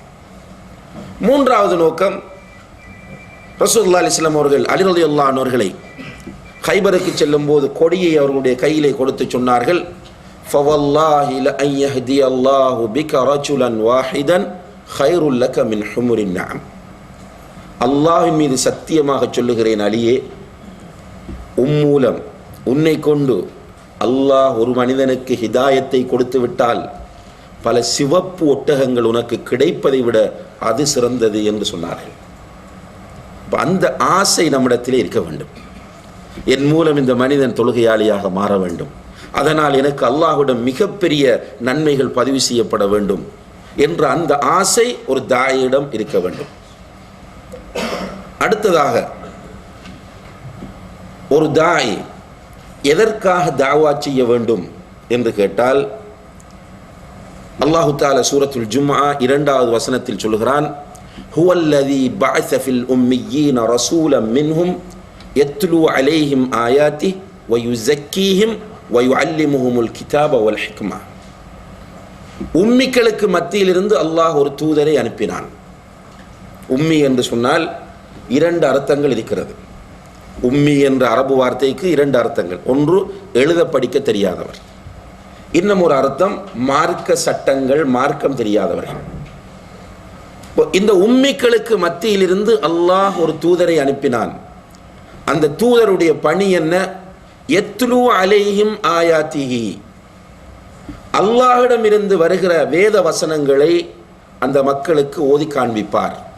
அப்படின்ற தகவல்களை கொடுப்பார். எந்த செய்திகள் வஹி மூலம் வருகிறதோ அந்த செய்திகளை ஒளிவு மறைவின்றி கூட்டல் குறைத்தல் இன்றி அப்படியே கொடுப்பார். அதோடு நிறுத்தாமல் வயுஸக்கீஹிம், அந்த மக்களை அவர் பரிசுத்தப்படுத்துவார். தாவாவில் ஈடுபடுகிற ஒரு மனிதனுடைய நோக்கம், யாரையெல்லாம் அவன் இலக்கு வைத்து தாவா செய்கிறானோ அந்த மக்களை பரிசுத்தப்படுத்த வேண்டும். உண்மையிலேயே இந்த நோக்கம் இன்று நிறைய தாயிகளால் புரியப்படாத ஒரு நோக்கமாக மாறியிருப்பதை பார்க்கிறோம். தாவாவினுடைய பிரதானமான நோக்கம் தஸ்கியா. எந்த மக்களுக்கு நாம் தாவா செய்ய நினைக்கிறோமோ அந்த மக்களை பரிசுத்தப்படுத்த வேண்டும். அந்த மக்களை பரிசுத்தப்படுத்த முடியாத நிலையில் தாயிகள் இருக்கிறார்கள். ஒரு அரபு கவிஞர் சொல்லுகிறார், வகம் மின் தபீபின் யுதாவி ஸகீம வஹுவ அலீலு. எத்தனையோ மருத்துவர்கள் இருக்கிறார்கள், நோயாளிகளுக்கு மருத்துவம் செய்கிறார்கள், ஆனால் மருத்துவர்கள் நோயாளிகள். இன்றைக்கு சமுதாயத்தில் இதைத்தான் பார்க்கிறோம். தஸ்கியா இல்லாத அழைப்பாளர்கள், பெருமையை உள்ளத்தில் சுமந்த அழைப்பாளர்கள், பொறாமையை உள்ளத்தில் சுமந்த அழைப்பாளர்கள், சுயநலத்தை சுமந்த அழைப்பாளர்கள், நிஃபாக்கை மனதில் கொண்ட அழைப்பாளர்கள், இப்படியான அழைப்பாளர்கள் மக்களுக்கு தாவா செய்கிறார்கள். இவர்கள் தஸ்கியாவை சமுதாயத்திற்கு கொடுப்பார்களா என்று கேட்டால் நிச்சயமாக இல்லை. அவர்களுடைய உள்ளங்களில் இருந்து அந்த செய்தி புறப்படவில்லை. உயிரோட்டமான தாயிகளை பற்றி சொல்லும் போது அவர்களுடைய வார்த்தைகள் யஹ்ருஜு மினல் கல்பி வ யதுகுலு இலல் குலூப், உள்ளங்களில் இருந்து வெளிப்பட்டு உள்ளங்களை சென்றடையும் என்று குறிப்பிடுகிறார்கள். அவர்களுடைய முகங்களை பார்த்தாலே அதில் ஒரு கவர்ச்சி இருக்கும். ரசூல் ஸல்லல்லாஹு அலைஹி வஸல்லம் அவர்களோடு உட்கார்ந்த மாற்று மதத்தவர்கள், அவர்களை பொய்ப்பிப்பதற்காக வேண்டி வந்து அவர்களோடு உட்கார்ந்தவர்கள் அங்கிருந்து அவர்களுடைய கூட்டத்திடம் சென்று என்ன சொன்னார்கள்? மா ஹாதா பிவஜ்ஹி கஸ்ஸாப், இவருடைய முகம் ஒரு பொய்யனுடைய முகம் போன்று எங்களுக்கு தெரியவில்லை. வந்தவர் எதற்காக வந்தார்? நபிகள் நாயகத்திடத்தில் நபிகள் நாயகத்தை பொய்ப்பிப்பதற்காகவும் நபிகள் நாயகத்தை இழிவுபடுத்துவதற்காகவும் வந்தவர் நபிகள் நாயகம் பேசியதை அப்படியே கேட்டுக்கொண்டிருந்து விட்டு அவருடைய மக்களிடம் திரும்பி போய் சொல்லுகிறார், மா ஹாதா பிவஜ்ஹி கஸ்ஸாப், இது ஒரு பொய்யனுடைய முகம் அல்ல என்று சொல்கிறார். நபிகள் நாயகம் ஸல்லல்லாஹு அலைஹி வஸல்லம் அவர்கள் முதலில் தன்னை உயிரோட்டமான ஒரு தாயியாக மாற்றினார்கள். தன்னுடைய உள்ளத்தை பரிசுத்தப்படுத்துவதில் கூடிய கவனம் செலுத்தினார்கள். அவர்களுடைய உள்ளத்தில் கொஞ்சமும் பெருமை அவர்கள் ஏற்படுத்தவே இல்லை. பெருமைப்படுவதற்குரிய எல்லா தகுதிகளும் அவர்களிடம் இருந்தன. ஒரு மிக பெரும் கூட்டம் விரலசைத்தால் எதுவும் செய்வதற்கு தயாராக அவர்களுக்கு பின்னால் இருந்தது. ரோமும் பாரசீகமும் அவர்களுடைய பெயரை கேட்டால் நடுங்கிக் கொண்டிருந்தது. ஒரு இஸ்லாமிய கிலாபத்தின் தலைவராக ரசூல் ஸல்லல்லாஹு அலைஹி வஸல்லம் அவர்கள் இருந்தார்கள். மிகப்பெரிய ஹசானாக்களை அல்லாஹு தஆலா அவர்களுடைய காலடியிலே கொண்டு வந்து போட்டார்.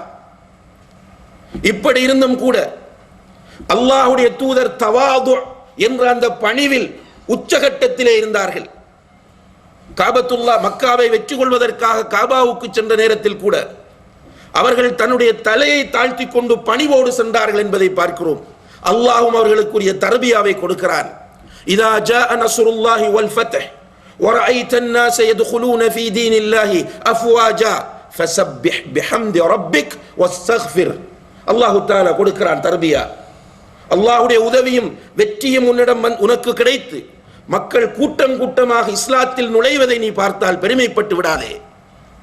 எப்படி நாங்கள் சாதித்து விட்டோம், மிக பெரும் கூட்டத்தை சேர்த்து விட்டோம், வெற்றி அடைந்து விட்டோம், எங்களோடு மிகப்பெரிய சமூகம் இருக்கிறது என்று பெருமைப்படாதே.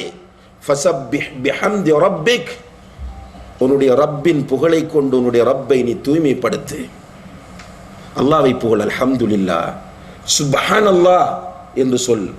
வஸ்தக்ஃபிர் லிதம்பி வஸ்தக்ஃபிர்ஹு, அவனிடத்திலே பாவ மன்னிப்பு தேடு. வெற்றி கிடைத்தால் பாவ மன்னிப்பு தேட அல்லாஹ் தஆலா சொல்கிறான். பெருமை வந்து விடாமல், மமதை வந்து விடாமல் பார்த்து கொள்ள சொல்லுகிறான். இந்த பரிசுத்தமான உள்ளத்தோடு இருந்த அல்லாஹ்வுடைய தூதர் ஸல்லல்லாஹு அலைஹி வஸல்லம் அவர்கள் தன்னுடைய சுஜூதுகளில் கிடந்து அழுது அல்லாஹ்விடத்தில் மன்றாடி கேட்ட ஒரு துஆ என்ன தெரியுமா? அல்லாஹும்ம ஆதி நஃப்ஸி தக்வாஹா வஸக்கிஹா அன்த கைரு மன் ஸக்காஹா அன்த வலியுஹா வ மௌலாஹா.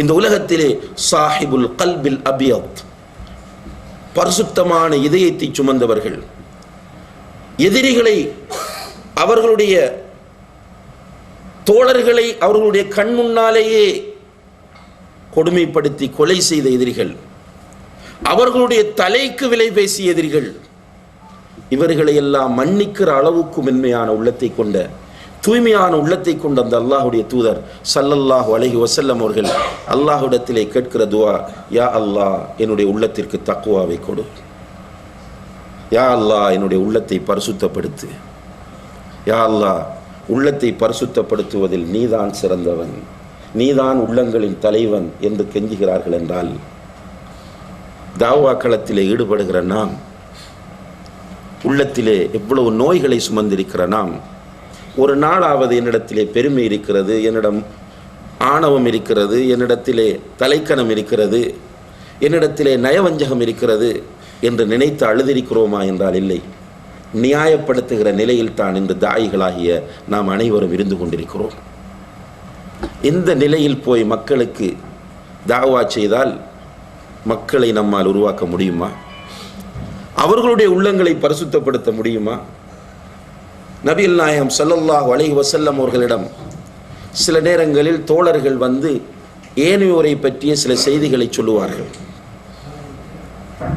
அவர் அப்படி நடந்து கொண்டார், இவர் இப்படி பேசினார், இவர் இப்படி செய்கிறார் என்றெல்லாம் சொல்லும்போது அல்லாஹ்வுடைய தூதர் ஸல்லல்லாஹு அலைஹி வஸல்லம் அவர்கள் எல்லோரையும் அழைத்து சொன்னார்கள், இதற்கு பிறகு என்னிடம் யாரும் என்னுடைய தோழர்களை பற்றி எதுவும் சொல்ல வேண்டாம், அவர்களை நான் பரிசுத்தமான முகத்தோடு சந்திக்க விரும்புகிறேன் என்றார்கள். அந்த மக்களை சந்திக்கும் போது மனதில் சங்கடம் இல்லாமல் சந்திக்க விரும்புகிறேன் என்று சொன்னார்கள். இதுதான் ஒரு தாய். லக்கத் கான லக்கும் ஃபீ ரசூலில்லாஹி உஸ்வத்துன் ஹஸனா, அல்லாஹ்வுடைய தூதரிடத்தில் உங்களுக்கு அழகிய முன்மாதிரி இருக்கிறது என்று பேசினால் எதில் அழகிய முன்மாதிரி?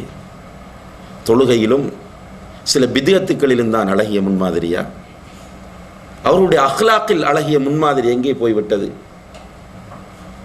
இப்போ ஒரு தாய், அவருடைய மிக பிரதானமான பணி என்னை நம்பி வரக்கூடிய மக்களை அவர்களுடைய உள்ளத்தில் நோய்கள் இருந்தால் நோய்கள் அற்றவர்களாக அவர்களை மாற்ற வேண்டிய பொறுப்பு என்னிடம் இருக்கிறது.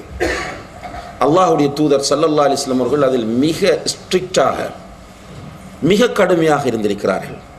உங்கள் எல்லோருக்கும் தெரிந்த சம்பவங்கள் தான், இருந்தாலும் இந்த இடத்திற்கு தேவை என்பதனால் குறிப்பிட விரும்புகிறேன். அன்னை ஆயிஷா ரலியல்லாஹு அன்ஹா நபிகள் நாயகத்திற்கு மிக பிரியமான மனைவி, எல்லோருக்கும் தெரியும். அவர்கள் கணவனோடு உட்கார்ந்து கணவன் என்ற நிலையில் அன்போடு பேசிக்கொண்டிருக்கிறார்கள். கணவனும் மனைவியும் அன்பாக பேசினால் பலதும் பேசுவார்கள். அப்படி பேசிக்கொண்டிருக்கும் போது சற்று தொலைவிலே சஃபியா ரலியல்லாஹு அன்ஹா அவர்கள் செல்லுகிறார்கள். அவர்களை பார்த்த ஆயிஷா என்ன நோக்கத்திலோ ரசூலுல்லாஹி அலைஹி வஸல்லம் அவர்களிடத்திலே சொன்னார்கள், இன்னஹா கஸீரா, அல்லாஹ்வுடைய தூதரே சஃபியா செல்கிறார், அவர் குட்டையானவர் அல்லவா என்றார்கள். இதில் என்ன ரிக்ஸ் அவர்கள? சஃபியா குட்டையானவர், ஷோட்டா இருப்பார். ஷோட்டானவரை பார்த்து ஆயிஷா சொல்கிறார்கள், யார் ரசூலுல்லாஹ் சஃபியா செல்கிறார்கள், சஃபியா குட்டையானவர் அல்லவா என்று கேட்டபோது அல்லாஹ்வுடைய தூதர் அன்போடு பேசிக்கொண்டிருந்தவர்களுடைய முகம் மாறிவிட்டது. ஆயிஷாவை பார்த்து சொன்னார்கள், இன்னைக்கு குல்தி கலிமா லவ் முசிஜத் மா அல் பஹர் லமஸஜத்ஹு. ஆயிஷாவே, நீ சொன்ன வார்த்தையை கடலில் கலந்தால் கடல் நீர் கெட்டுவிடும் என்று சொன்னார்கள். இப்படி எப்போதாவது நம்முடைய தாவா பணியில் எக்ஸ்பீரியன்ஸ் நமக்கு இருக்கிறதா? நம்மிடத்தில் ஒரு சகோதரர் அடுத்தவரை பற்றி வந்து மோசமாக பேசும்போது அப்படி சொல்லாதீர்கள், இது பாவமானது, இது ஹராமானது என்று சொன்ன அனுபவங்கள் நமக்கு எப்போதாவது ஏற்பட்டிருக்கிறதா என்றால் இல்லை. நாமும் சேர்ந்து எரிகிற நெருப்பில் எண்ணெய் ஊற்றுகிறவர்களாகத்தான் இருப்போம். இன்னும் ஒரு முறை பிலால் ரலியல்லாஹு அன்ஹு அவர்களுக்கும் அபூதர் ரலியல்லாஹு அன்ஹு அவர்களுக்கும் இடையில் ஒரு சின்ன பிரச்சனை. அபூதருக்கு கோபம் வந்து விடுகிறது. கோபம் வந்தவர் பிலாலை பார்த்து இப்னு சௌதா என்று சொன்னார், கருப்பியின் மகனே என்று. உண்மையில் பிலால் கருப்பியின் மகன் தான். ரசூல் ஸல்லல்லாஹு அலைஹி வஸல்லம் அவர்களிடத்துக்கு செய்தி செல்கிறது. ரசூல் ஸல்லல்லாஹு அலைஹி வஸல்லம் அவர்கள் உடனடியாக அபூதரை அழைத்தார்கள். அபூதரை பார்த்து சொன்னார்கள், யா அபாதர் இன்னக்கும் ருஉன் ஃபீக ஜாஹிலியா. அபூதரே, இன்னும் உன்னிடத்தில் ஜாஹிலிய பண்புகள் இருக்கின்றன என்று சொன்னார்கள். அல்லாஹ் அக்பர். கடுமையான தர்பியா. அதாவது ஒரு தாயினுடைய பொறுப்பு இது என்பதை தாயை புரிந்து கொள்ளாதவரை சாத்தியமில்லை. நம்ம பயான் பண்ணுகிறோம் என்றால், பயான் பண்ணுகிற நான், எனக்கு நீங்கள் ஒரு தலைப்பை கொடுக்கிறீர்கள் என்றால் அல்லாஹ்விடம் அழுது துஆ கேட்டு, யா அல்லாஹ் இந்த தலைப்பில் என்னை பேச சொல்லி இருக்கிறார்கள், யா அல்லாஹ் முதலில் இதை என்னுடைய வாழ்க்கையில் எடுத்து நடப்பதற்கும் அடுத்ததாக இந்த மக்களுடைய உள்ளங்களில் மாற்றம் ஏற்படுவதற்கும் நீதான் எனக்கு உதவி செய்ய வேண்டும் என்ற பிரார்த்தனையோடு களத்தில் வந்து பேசுகிற ஒரு நிலை வரும் வரைக்கும் ஒரு தாயினால் மற்றவர்களுடைய உள்ளத்தை பரிசுத்தப்படுத்த முடியாது. இது என்னுடைய தார்மீக பொறுப்பு, கட்டாய கடமை என்பதை தாய் புரிந்து கொள்ள வேண்டும்.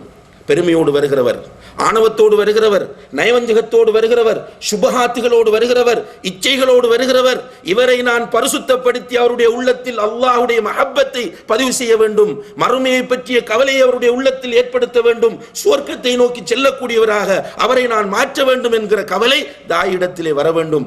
இது தாவாவினுடைய மிக பிரதானமான நோக்கம். இது இல்லாமல் தாவா செய்தால் நிச்சயமாக அவர் தாவாவினுடைய மிக பிரதானமான நோக்கத்தை இழந்து மறுமையிலே அல்லாஹ்விடத்திலே தண்டனைக்குரிய குற்றத்தை செய்தவராக மாறிவிடுவார். அல்லாஹு தஆலா நம் அனைவரையும் பாதுகாக்க வேண்டும். எனவே தாவா பணியின் மிக பிரதானமான நோக்கம் தஸ்கியா, அழைக்கப்படக்கூடிய மக்களின் உள்ளங்களை பரிசுத்தப்படுத்துவது. ரசூலுல்லாஹி அலைஹி வஸல்லம் அவர்கள் மேக்சிமம் அதற்கு ட்ரை பண்ணினார்கள். உட்கார்ந்து மனைவியோடு சஃபியா ரலியல்லாஹு அன்ஹாவோடு மாலை நேரத்தில் பேசிக் கொண்டிருக்கிறார்கள். வழியில் வந்த 2 சஹாபாக்கள் வேகமாக நடந்தார்கள். அல்லாஹ்வுடைய தூதர் அந்த 2 பேரையும் பார்த்து சொன்னார்கள், அலா ரஸ்லிகுமா இன்னஹா சஃபியா பின்த் ஹுயை. நிதானமாக செல்லுங்கள், நான் பேசிக்கொண்டிருப்பது என்னுடைய மனைவி சஃபியா என்று சொன்னார்கள். சஹாபாக்களுக்கு தூக்கி வாரி போட்டது. 2 பேரும் சொன்னார்கள், சுப்ஹான் அல்லாஹ் யா ரசூலல்லாஹ், அல்லாஹ்வுடைய தூதரே சுப்ஹான் அல்லாஹ், என்ன சொல்லுகிறீர்கள், உங்களை போய் நாங்கள் சந்தேகப்படுவோமா என்று கேட்டார்கள். அதற்கு அல்லாஹ்வுடைய தூதர் ஸல்லல்லாஹு அலைஹி வஸல்லம் அவர்கள் சொன்னார்கள், இன்ன ஷைத்தான யஜ்ரி ஃபி இப்னி ஆதம் மஜ்ரத் தம் வ இன்னி ஹஷீது அன் யூகிஅ ஃபி குலூபிகுமா ஷைஆ. ஷைத்தான் ஆதமுடைய மகனின் நாடி நாளங்களிலெல்லாம் ஓடுகிறான், அவன் உங்களுடைய உள்ளத்திலும் ஏதாவது ஊசலாட்டத்தை உண்டு பண்ணி விடுவானோ என்று பயந்தேன். இந்த பயம் தாயிடம் வர வேண்டும். நம்மளை நம்பி வந்து 50 பேர் 100 பேர் 1000 பேர் உட்கார்றாங்க என்றால் இந்த மக்கள் பரிசுத்தமான நிலையில் செல்ல வேண்டும் என்கிற ஆசை தாயிடம் வர வேண்டும். ஆனால் அல்லாஹ் நம் அனைவரையும் பாதுகாக்க வேண்டும். இன்றைக்கு என்ன நிலைமை என்று கேட்டால் 5 பேர் உட்கார்ந்த என்னால் பேச முடியாது என்று சொல்லிவிடுகிறார்கள். நாம் வந்தால் நிறைய பேரை நீங்கள் கூட்டி கொடுக்கணும், நிறைய பேர் கூட்டி தர வேண்டும். ஏனென்றால் அப்போதான் நான் நிறைய பேருக்கு பேசியிருப்பேன்.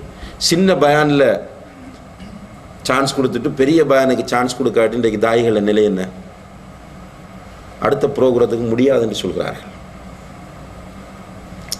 சமுதாயத்தில் இன்றைய பார்க்குறோமா இல்லையா? இங்கே மட்டும் இல்லை, நீங்கள் ஊருக்கு போனாலும் பார்க்கலாம் தாராளமாக. உண்மையான தாயிகள் பேசுவதற்கு அஞ்சினார்கள், பேசுவதற்கு பயப்பட்டார்கள். ஏன் பயப்பட்டார்கள்? ரசூல் ஸல்லல்லாஹு அலைஹி வஸல்லம் அவர்கள் மிஅராஜ் செல்கிறார்கள். மிஅராஜ் சென்ற போது அல்லாஹு தஆலா அற்புதமான பல காட்சிகளை அவர்களுக்கு காட்டுகிறார், அதிசயமான காட்சிகள். அதிலே ஒரு காட்சி, ஒரு கூட்டம் நரகத்தை நபிகள் நாயகம் ஸல்லல்லாஹு அலைஹி வஸல்லம் அவர்கள் எட்டி பார்க்கிறார்கள். அதிலே சிலர் அவர்களுடைய உதடுகளை இழுத்து நெருப்பாலான சீசர்களால் அவர்களுடைய உதடுகளை வெட்டி கொள்கிறார்கள். நபி ஸல்லல்லாஹு அலைஹி வஸல்லம் அவர்கள் அப்படி அதிர்ந்து போய் ஜிப்ரீல் அலைஹிஸ்ஸலாம் அவர்களிடத்தில் கேட்கிறார்கள், ஜிப்ரீலே, இது என்ன பயங்கரமான காட்சி, கத்தரி நெருப்பால் இருக்கிறது, அவரே உதட்டை இழுத்து அதை கட் பண்ணி கொள்கிறார் என்று சொன்னபோது ஜிப்ரீல் அலைஹிஸ்ஸலாம் அவர்கள் சொன்னார்கள், ஹா உலாஇ ஹுதபாஉ உம்மத்திக், நஅூது பில்லாஹ், இவர்கள்தான் உன்னுடைய உம்மத்தின் ஹத்தீப்மார், ஹத்தீபுகளுடைய நிலைதான் இது. ஜிப்ரீல் அலைஹிஸ்ஸலாம் அவர்கள் சொல்கிறார்கள். அதாவது சொல்லுவார்கள், செய்ய மாட்டார்கள், தடுப்பார்கள், செய்வார்கள். இப்போ இதை பயானில் சொல்கிறேன், நான் நம்பித்தான் சொல்கிறேன்னா, பயான் பண்ணும்போது இதை நான் மக்களுக்கு சொல்லுகிறேன், இதை ஈமான் கொண்டு தான் சொல்லுகிறேனா அல்லது மக்களிடத்தில் ஒரு நல்ல பேச்சாளர் என்று இடம் பிடிப்பதற்காக சொல்லுகிறேனா? தாவாவில் ஈடுபடுகிற நாம் ஒவ்வொருவரும் யோசிக்கணும். பயான்ல மட்டுமல்ல, உங்களுடைய ரூமில் உட்கார்ந்திருக்கிற நண்பர், வீதியில் சந்திக்கிற நண்பர், ஒரு சிகரெட் குடிக்கிறார், ஒருவர் சினிமா பார்க்கிறார், இன்னும் ஒருவர் ஆபாசமான ஃபில்ம் பார்க்கிறார், இவர்களிடத்தில் போய் நீங்கள் சொல்லிட்டு நீங்களே அப்படி செய்கிறீங்க என்றால் என்ன மீனிங்? இந்த ஹதீஸுக்கு பயம் இல்லையா? இப்படி ஒரு நிலை உண்டாகும் என்பதை ஈமான் கொள்ளவில்லையா? ஈமான் கொண்ட மக்கள் பேசுவதற்கு அஞ்சினார்கள், பேசுவதை செய்வதற்கு விளைந்தார்கள்.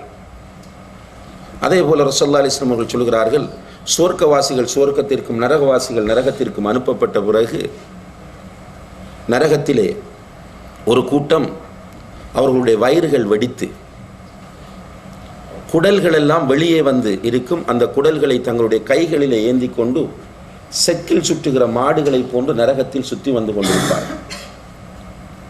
அவர்களை பார்த்து நரகவாசிகள் கேட்பார்கள், நாங்கள் நரகத்திற்கு வந்தது நியாயம், ஏனென்றால் நீங்கள் எடுத்து சொன்னீர்கள், நாங்கள் அதை கண்டுகொள்ளவே இல்லை, உங்களுக்கு ஏன் இந்த நிலை என்று கேட்கும்போது அவர்கள் சொல்லுவார்கள், குந்து ஆமுருக்கும் பில் மஅரூஃப் வல ஆதி, உங்களுக்கு நல்லதை நான் ஏவுவேன், எடுத்து நடக்க மாட்டேன், வ அன்ஹாக்கும் அனில் முன்கர் வ ஆதி, தீமையை உங்களை விட்டும் தடுப்பேன், ஆனால் அதை நான் செய்வேன், இதனால் எனக்கு கிடைத்திருக்கிற பரிசு தான் இது என்று அவர் சொல்லுவார் என்று நபிகள் நாயகம் ஸல்லல்லாஹு அலைஹி வஸல்லம் அவர்கள் சொல்லுகிறார்கள். அல்லாஹு தஆலா நம் அனைவரையும் பாதுகாக்க வேண்டும். இப்போ தாவா பணியில் ஈடுபடுகிற ஒரு தாயி, ஏன் நான் தாவா செய்கிறேன் என்ற தெளிவு இல்லை என்றால் அவர் தாயி அல்ல, அவர் ஃபத்தான், ஃபித்னாக்காரன்.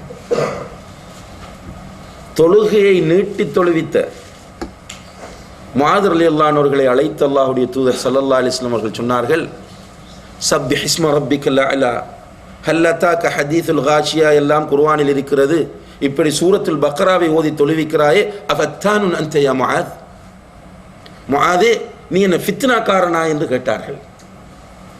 தாவாவுக்கு போய் தாவா செய்வதற்காக உட்கார்ந்து அவன் முனாஃபிக், இவன் நயவஞ்சகன், அந்த குழுவோடு சேராதே, இந்த குழுவோடு சேராதே, நான் சொல்வதை மாத்திரமே நீ கேட்க வேண்டும் என்று தாவா களத்தை நாசப்படுத்த வந்து உட்கார்ந்து தாய் என்று தன்னை எப்படி அவர் அழைக்க முடியும்? நபிகள் நாயகம் ஸல்லல்லாஹு அலைஹி வஸல்லம் அவர்கள் மதீனாவிலே வந்து உருவாக்கிய சமுதாயத்திலே மிக மோசமான ஒரு கூட்டம் உருவாகியது. அவர்கள்தான் முனாஃபிக்குகள். நபி ஸல்லல்லாஹு அலைஹி வஸல்லம் அவர்கள் அவர்களையும் திருந்த மாட்டார்களா என்று அனுசரித்துத்தான் சென்றார்கள். உஹது யுத்தத்திற்காக மஷூரா செய்கிறார்கள். மதீனாவிற்குள்ளிருந்து தாக்குவதா அல்லது வெளியே செல்வதா என்று மஷூரா செய்யும் போது இளைஞர்கள் ஒரு கருத்தையும் முதியவர்கள் ஒரு கருத்தையும் சொல்லுகிற போது ரசூலுல்லாஹி அலைஹி வஸல்லம் அவர்கள் பார்க்கிறார்கள், அப்துல்லாஹ் இப்னு உபை இப்னு சலூலை அங்கே காண முடியவில்லை. முனாஃபிக்குகளின் தலைவன். சொன்னார்கள், சென்று அப்துல்லாஹ் இப்னு உபை இப்னு சலூலுடைய ஆலோசனை என்ன என்று கேட்டுவிட்டு வாருங்கள் என்று சொன்னார்கள். இவர்களை நான் வெட்டட்டுமா என்று சஹாபாக்கள் கேட்டபோது, இல்லை வேண்டாம், இதனால் ஃபித்னா உருவாகும் என்று சொன்னார்கள். இப்படி நபி ஸல்லல்லாஹு அலைஹி வஸல்லம் அவர்கள் அழகான ஒரு குதுவாவாக முன்மாதிரியாக தாவா செய்திருக்கும் போது, இன்றைக்கு இந்த தாயிகளை நம்பி வருகிற மக்கள் கொஞ்ச காலத்தில் ஏமாற்றம் அடைந்து செல்லக்கூடிய நிலையை பார்க்கிறோம். சில ஜாஹிலியத்துகளை உருவாக்குகிறார்கள். உண்மையிலேயே கேட்பதற்கு வேதனையாக இருக்கிறது. இந்த நாடுகளிலே வந்து தாவா செய்வதற்கு அல்லாஹ் அருமையான வாய்ப்புகளை தந்திருக்கிறான். இங்கே வந்திருந்து கொண்டு, நீ அந்த ஊரான், நான் இந்த ஊரான், நீ இலங்கையைச் சேர்ந்தவன், நான் இந்தியாவைச் சேர்ந்தவன், எனவே இலங்கையும் இந்தியாவும் சேர முடியாது என்று பேசுவது எப்படி சகோதரர்களே சீர்திருத்தமாக அமையும்? இது எப்படி தாவாவாக அமையும்? எப்ன சௌதா, கருப்பியின் மகனே என்று சொன்னவரை பார்த்து ஃபீக ஜாஹிலியா என்று சொன்னார்கள். யாலல் முஹாஜிர் யாலல் அன்சார், முஹாஜிர்கள் அன்சார்கள் என்று அவர்கள் பேசிக் கொண்டிருக்கின்ற போது ரசூலுல்லாஹி அலைஹி வஸல்லம் அவர்கள் சொன்னார்கள், உத்ருகூஹா ஃபஇன்னஹா முன்தினா, அன்சார் முஹாஜிர் என்று பேசாதீர்கள், இது துர்நாற்றம் வீசக்கூடியது என்று அங்கே எச்சரிக்கை செய்தார்களே. ஏன் இந்த தாயிகளுக்கு இப்படி பேசுகிற மக்களை பார்த்து இப்படி பேசாதீர்கள், இலங்கை இந்தியா என்று பேசாதீர்கள், இலங்கையிலே கிழக்கு வடக்கு என்று பேசாதீர்கள், இந்தியாவிலே கிழக்கு மேற்கு என்று பேசாதீர்கள், முஸ்லிம் என்று பேசுங்கள் என்று சொல்ல முடியவில்லை என்று சொன்னால் தாவாவினுடைய நோக்கத்தை புரியாமல் நாம் உட்கார்ந்திருக்கிறோம் என்பதுதான் இதனுடைய அர்த்தமாக இருந்து கொண்டிருக்கிறது. அல்லாஹ் நம் அனைவரையும் பாதுகாக்க வேண்டும். தாவா பணியிலிருந்து தப்ப முடியாது, தாவா பணியிலிருந்து ஒதுங்க முடியாது. தாவா பணி ஒரு இபாதத். தாவா பணி ஒவ்வொருவருக்கும் அவரவருடைய சக்திக்கேற்ப ஃபர்து ஐன். ஆனால் தாவா பணியை சரியாக செய்யவில்லை என்றால் உதடுகள் நெருப்பாலான சீசர்களால் வெட்டப்படும். மறுமையிலே நரகத்திலே வயிறுகள் வெடிக்க, குடல்கள் வெளியே தள்ள, நரகத்திலே மக்கள் பார்த்து கேவலப்படுத்தப்படுகிற ஒரு நிலைக்கு தாயிகள் மாறுவார்கள் என்ற அந்த உண்மையை ஒவ்வொரு தாயியும் தன்னுடைய மனதிலே ஒவ்வொரு நாளும் பதித்துக் கொண்டு மீண்டும் மீண்டும் அதை நினைவுபடுத்திக் கொண்டிருக்க வேண்டும். 2 ஹதீஸ்களும் சஹீஹான ஹதீஸ். இரும்பு சீசர்னால் உதடு வெட்டப்படுகிற ஹதீஸ், வயிறு வெடித்து குடல்களை அள்ளித் திரிகிற ஹதீஸ். சஹீஹான எந்த ஒரு ஹதீஸ்களை அறிஞரும் விமர்சனம் செய்யாத ஆதாரபூர்வமான ஹதீஸ்கள்.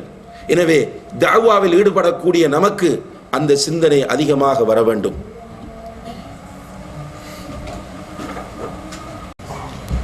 எனவே அன்புள்ள சகோதரர்களே, தாவா பணியில் மிக பிரதானமான ஒரு நோக்கம்தான் மக்களுடைய உள்ளங்களை பரிசுத்தப்படுத்தி அவர்களை பண்பாடுள்ள, சுயநலமற்ற ஒரு சிறந்த முஸ்லிமாக மாற்றுவது. இந்த இலக்கு தாயிகளிடம் தெளிவாக இருக்க வேண்டும். தாவா செய்வது என்பது சீர்கெடுப்பதல்ல, சீர்திருத்துவது. எல்லா நபிமார்களும் சொன்ன ஒரு செய்தியை அல்லாஹ் அல் குர்ஆனிலே பதிவு செய்கிறார். இன் உரீது இல்லல் இஸ்லாஹ மஸ்ததஅது வமா தௌஃபீகி இல்லா பில்லாஹ். என்னால் முடியுமானவரை நான் சீர்திருத்தத்தையே விரும்புகிறேன், அதற்கு தௌஃபீக் செய்வது அல்லாஹுடைய கையில் உள்ளது. இப்போ தாவா செய்ய நாடினால் சீர்திருத்தம் என்ற அந்த சிந்தனை தான் வர வேண்டும். வேறு வார்த்தையில் சொல்வதாக இருந்தால், நாம் அழைக்கிற மக்கள் சுவர்க்கத்திற்கு செல்ல வேண்டும். ஏன் தாவா செய்ய வேண்டும்?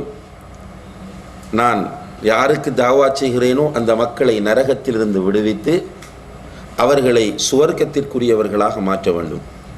பண்புள்ள சகோதரர்களே, நாமே இந்த மக்களை நரகத்திற்கு அனுப்புவோமா?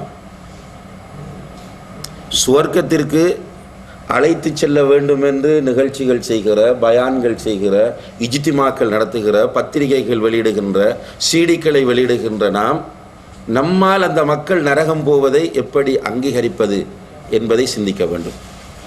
நபிகள் நாயகம் ஸல்லல்லாஹு அலைஹி வஸல்லம் அவர்கள் மக்காவில் தாவா செய்துவிட்டு அந்த மக்கள் ஏற்றுக்கொள்ளாத நிலையில் தாயிஃபுக்கு செல்கிறார்கள். தாயிஃபுக்கு சென்று அவர்கள் தாவா செய்வதற்கு முன்னரேயே அந்த மக்களால் கடுமையாக அடிக்கப்படுகிறார்கள். உடம்பிலிருந்து இரத்தம் பீரிட்டு ஓடுகிறது. போய் உட்கார்ந்திருக்கும் போது மலைகளுக்கு பொறுப்பான மலக்கை அழைத்து கொண்டு ஜிப்ரீல் அலைஹிஸ்ஸலாம் அவர்கள் வருகிறார்கள். ஜிப்ரீல் அலைஹிஸ்ஸலாம் சொல்கிறார்கள், மலைக்கு பொறுப்பான மலக்கோடு வந்திருக்கிறேன், நீங்கள் ஒரு வார்த்தை சொன்னால் அந்த மலையை ஒன்றாக ஆக்கி இந்த மக்களை நான் அழித்து விடுகிறேன் என்று சொன்னபோது அவர்கள் சொன்னார்கள், வேண்டாம், இவர்கள் ஈமான் கொள்ளாவிட்டாலும் இவர்களுடைய சந்ததிகள் ஈமான் கொள்ளுவார்கள். இவர்களை அனுப்பிவிட்டு அல்லாஹ்விடம் போய் உட்கார்ந்து துஆ செய்கிறார்கள். அல்லாஹும்ம இன்னி அஷ்கு இலைக்க ضعف قوتي وقلة حيلتي وهواني على الناس. யா அல்லாஹ், என்னுடைய பலவீனத்தை உன்னிடம் முறையிடுகிறேன், என்னுடைய பலவீனத்தை உன்னிடம் முறையிடுகிறேன். மக்களை நொந்து கொள்ளவில்லை, அவர்களைத்தான் நொந்து கொண்டார்கள். இந்த ஒட்டுமொத்த மக்களுக்காகவும் அவர்கள் அல்லாஹ்விடத்திலே துஆ செய்யும் போது அல்லாஹும்ம ஹ்தி கௌமி ஃபஇன்னஹும் லா யஅலமூன். யா அல்லாஹ், இவர்களுக்கு நீ ஹிதாயத்தை கொடு, அறியாமையால் தான் இவ்வாறு செய்கிறார்கள். அவருடைய ஆழ்மனத ஆசை இந்த மக்கள் சுவர்க்கம் செல்ல வேண்டும் என்பது. இந்த நிலைதான் நம்மிடம் வர வேண்டும். சுவர்க்கத்திற்கு இவனை எப்படியோ அழைத்து செல்ல வேண்டும். நம்ம ரியலா யோசித்து பார்க்க வேண்டும் சகோதரர்களே. ஏன் நம்ம பயான் பண்றோம்?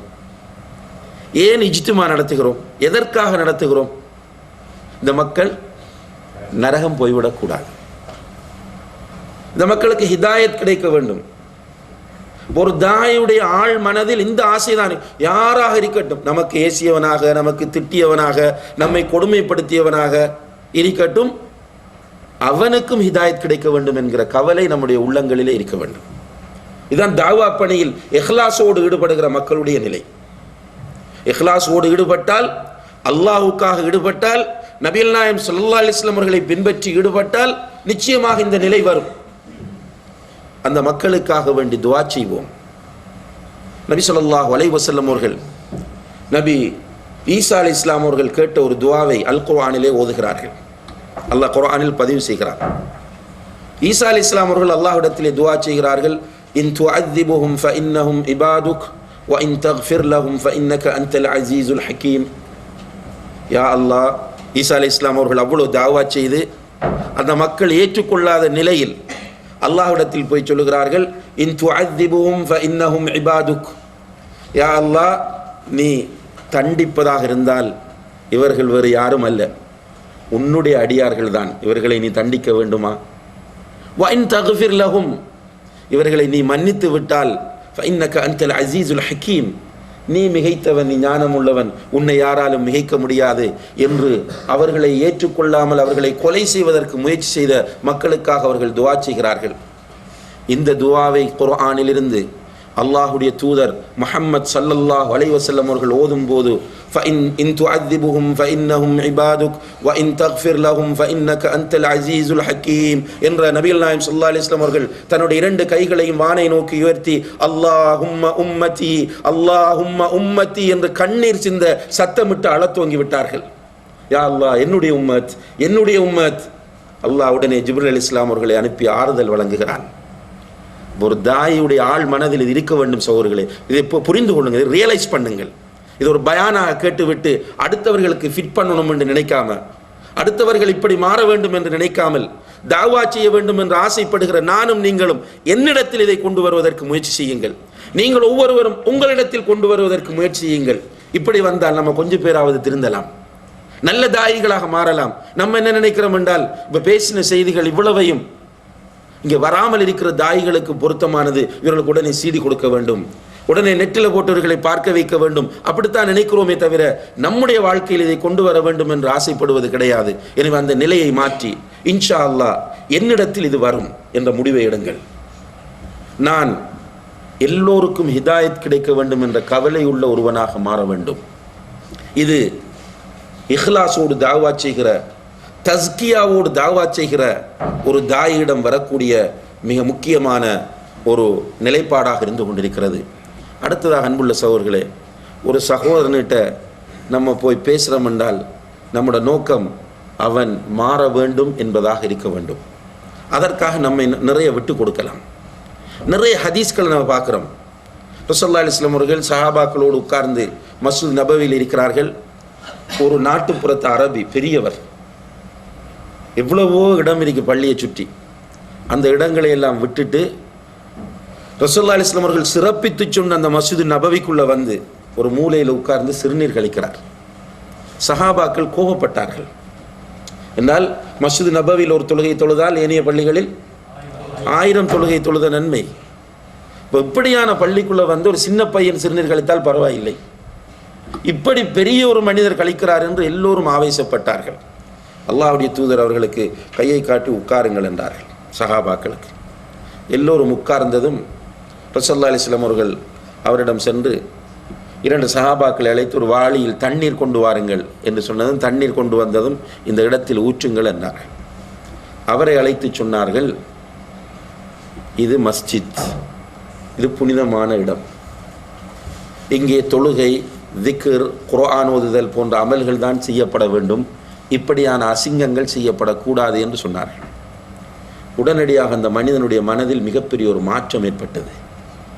உடனே தன்னுடைய கைகளை வானை நோக்கி உயர்த்தி, அல்லாஹும்ம அர்ஹம்னி வ முஹம்மதா வலா தர்ஹம் மஅனா அஹதா, யா அல்லாஹ், முஹம்மதுக்கும் எனக்கும் மட்டும் அன்பு காட்டு, வேறு யாருக்கும் நீ அன்பு காட்டி விடாது என்றால் மற்றவர்கள் அடிப்பதற்காக எழுந்ததை அவர் பார்த்து விட்டார். அதில் துவா கேட்கிறார், எனக்கு முகம்மதுக்கு மட்டும் அன்பு காட்டு, வேறு யாருக்கும் அன்பு காட்டி விடாதே. ரசூலுல்லாஹி அலைஹி வஸல்லம் போம் எவ்வளவு பண்பாடாக கேட்டார்கள், லிம ஹஜ்ஜர்த அன் வாசிஹ், அல்லாஹுடைய விசாலமான அருளை ஏன் நம் 2 பேருக்கு மாத்திரம் சுருக்குகிறாய், பொதுப்படையாக கேட்கலாம் அல்லவா என்று அந்த நேரத்திலும் பண்பாடாக சொன்னார்கள். ரசூலுல்லாஹி அலைஹி வஸல்லம் அடிக்க நினைத்திருந்தால் அடித்திருக்கலாம், விரட்ட நினைத்திருந்தால் விரட்டி இருக்கலாம். ஆனால் அல்லாஹுடைய தூதர் எதை விரும்பினார்கள்? அந்த சகோதரன் மாற வேண்டும். அப்போ ஒரு தாயுடைய ஆசை என்ன? வட்டி எடுக்கிறவன் வட்டியிலிருந்து விடுபட வேண்டும், தொழாதவன் தொழ வேண்டும், விபச்சாரம் செய்கிறவன் அதிலிருந்து விடுபட வேண்டும், பெருமை அடிக்கிறவன் அதிலிருந்து விடுபட வேண்டும், பண்பாடில்லாதவன் பண்பாடுள்ளவனாக மாற வேண்டும். இந்த ஆசை வர வேண்டும். இந்த ஆசை வந்தால் இதை அடைவதற்காக அவனால் முடியுமான அத்தனை முயற்சிகளையும் அவன் மௌத்தாகும் வரைக்கும் செய்து கொண்டே இருப்பான். எனவே கண்ணியத்திற்குரிய சகோதரர்களே, அல்லாஹ்வின் நல்லடியார்களே, தாவா பணியில் மிக பிரதானமான நோக்கமாக திகழ்வது தஸ்கியா என்பதை நாம் கவனத்திலே கொள்ள வேண்டும். எனவே ஏன் நாம் தாவா செய்ய வேண்டும் என்று கேட்டால், அது ஒரு இபாதத், ஒரு மார்க்க கடமை, அதற்காக செய்ய வேண்டும். அல்லாஹ்விடத்தில் போய் நாம் தப்ப வேண்டும் என்பதற்காக செய்ய வேண்டும்.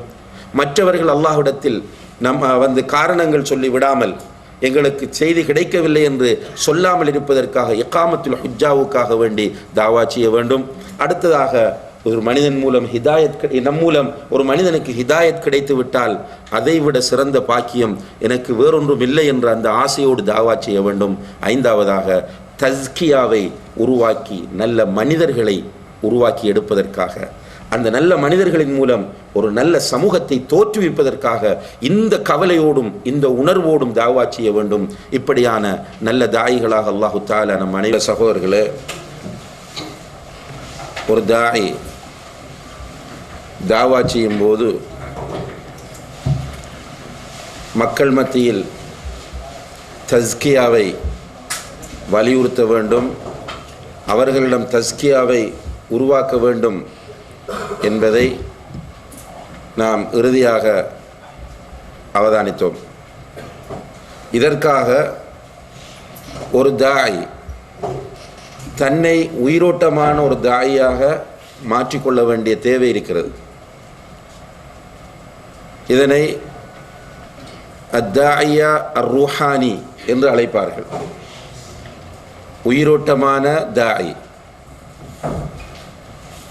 அந்த ஏற்கனவே குறிப்பிட்ட அந்த கவிதை, வகம் மின் தபீபின் யுதாவி சகீம வஹுவ அலீலு, எத்தனையோ மருத்துவர்கள் இருக்கிறார்கள், அவர்கள் மக்களுக்கு மருத்துவம் செய்கிறார்கள், ஆனால் அவர்கள் நோயாளிகள் என்ற அந்த கவிதைக்கு ஏற்ப ஒரு தாய் நோயோடு இருந்து கொண்டு மக்களுக்கு தாவா செய்தால் அதனால் பயனை அடைய முடியாது.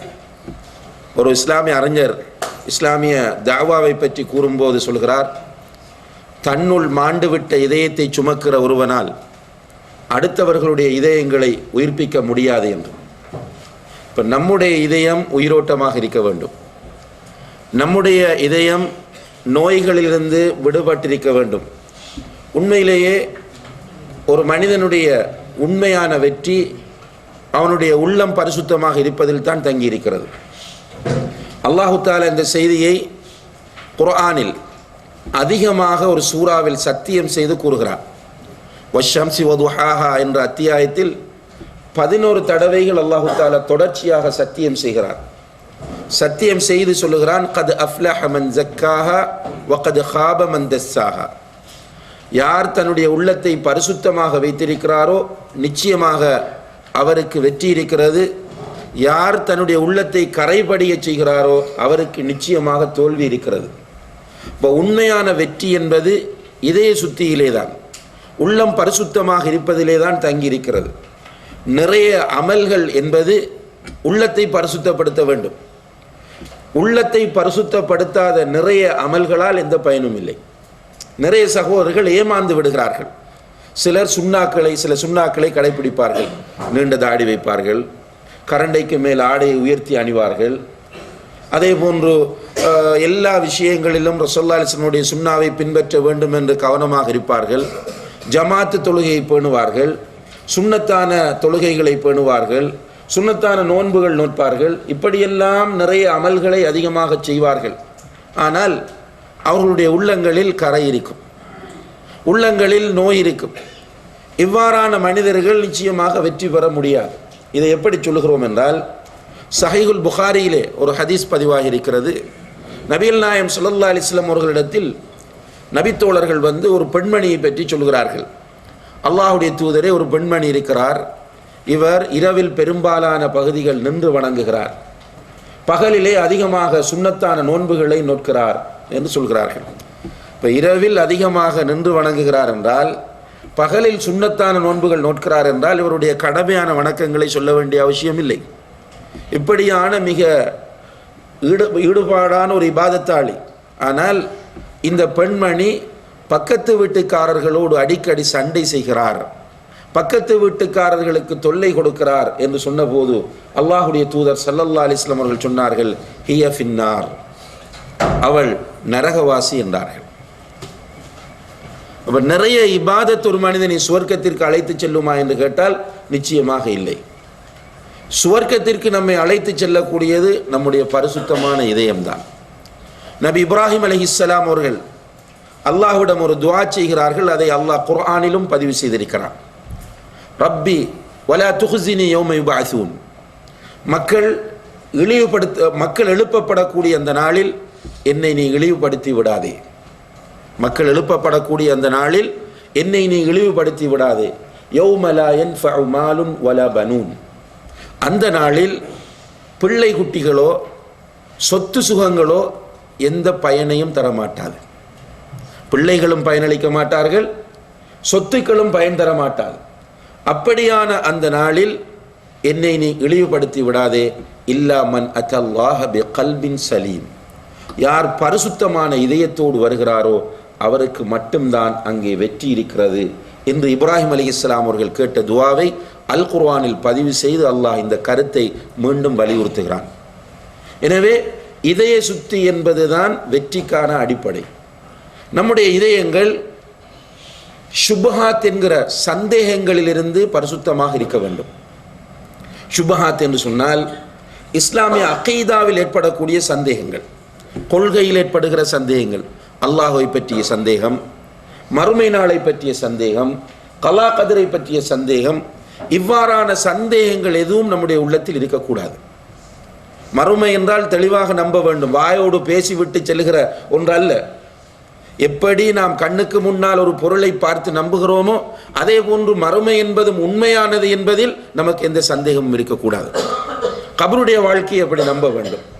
அல்லாஹ்வை பற்றி எந்த ஒரு சந்தேகமும் நம்முடைய உள்ளங்களில் வரக்கூடாது. இப்போ இதுதான் ஷுபஹாத். இந்த ஷுபஹாத்துகளிலிருந்து உள்ளத்தை பாதுகாக்க வேண்டும். அதே போன்று நடத்தைகளில் ஏற்படுகிற சந்தேகங்கள், அல்லாஹு தஆலா அடுத்த முஸ்லிம்களை பற்றி நல்லெண்ணம் வைக்க வேண்டும் என்று நமக்கு வலியுறுத்துகிறான். அடுத்த முஸ்லிம்களை பற்றி தப்பபிப்பிராயம் கொள்வதை அல்லாஹு தஆலா பெரும்பாவமாக சொல்கிறான். இஜ்தனிபு கஸீரம் மினல்-ظن. ஈமான் கொண்டவர்களே, அப்படி இருக்கும் இப்படி இருக்கும் என்று நீங்கள் ஊகிப்பதை தவிர்ந்து கொள்ளுங்கள். ஃபஇன்ன பஅத-ظن இஸ்முன்.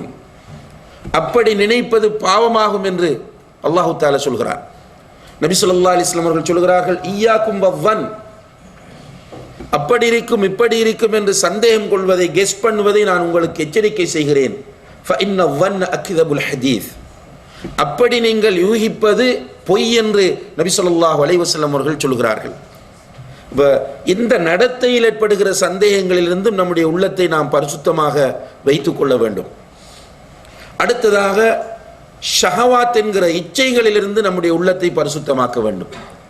ஷஹவாத் என்கிற இச்சைகள் என்றால் பாவங்களின் மீது ஏற்படுகிற இச்சை, உலகத்தை ஆண்டு அனுபவிக்க வேண்டும் என்கிற ஆசை, பதவி மோகம், தலைமைத்துவ ஆசை, இந்த ஆசைகள் இச்சைகளிலிருந்து, அதே போன்று பெண்களை அடைந்து கொள்ள வேண்டும் என்கிற அந்த நினைப்பு, இவற்றிலிருந்து உள்ளத்தை பரிசுத்தப்படுத்தும். இதுதான் ஷஹவாத் என்று சொல்வது.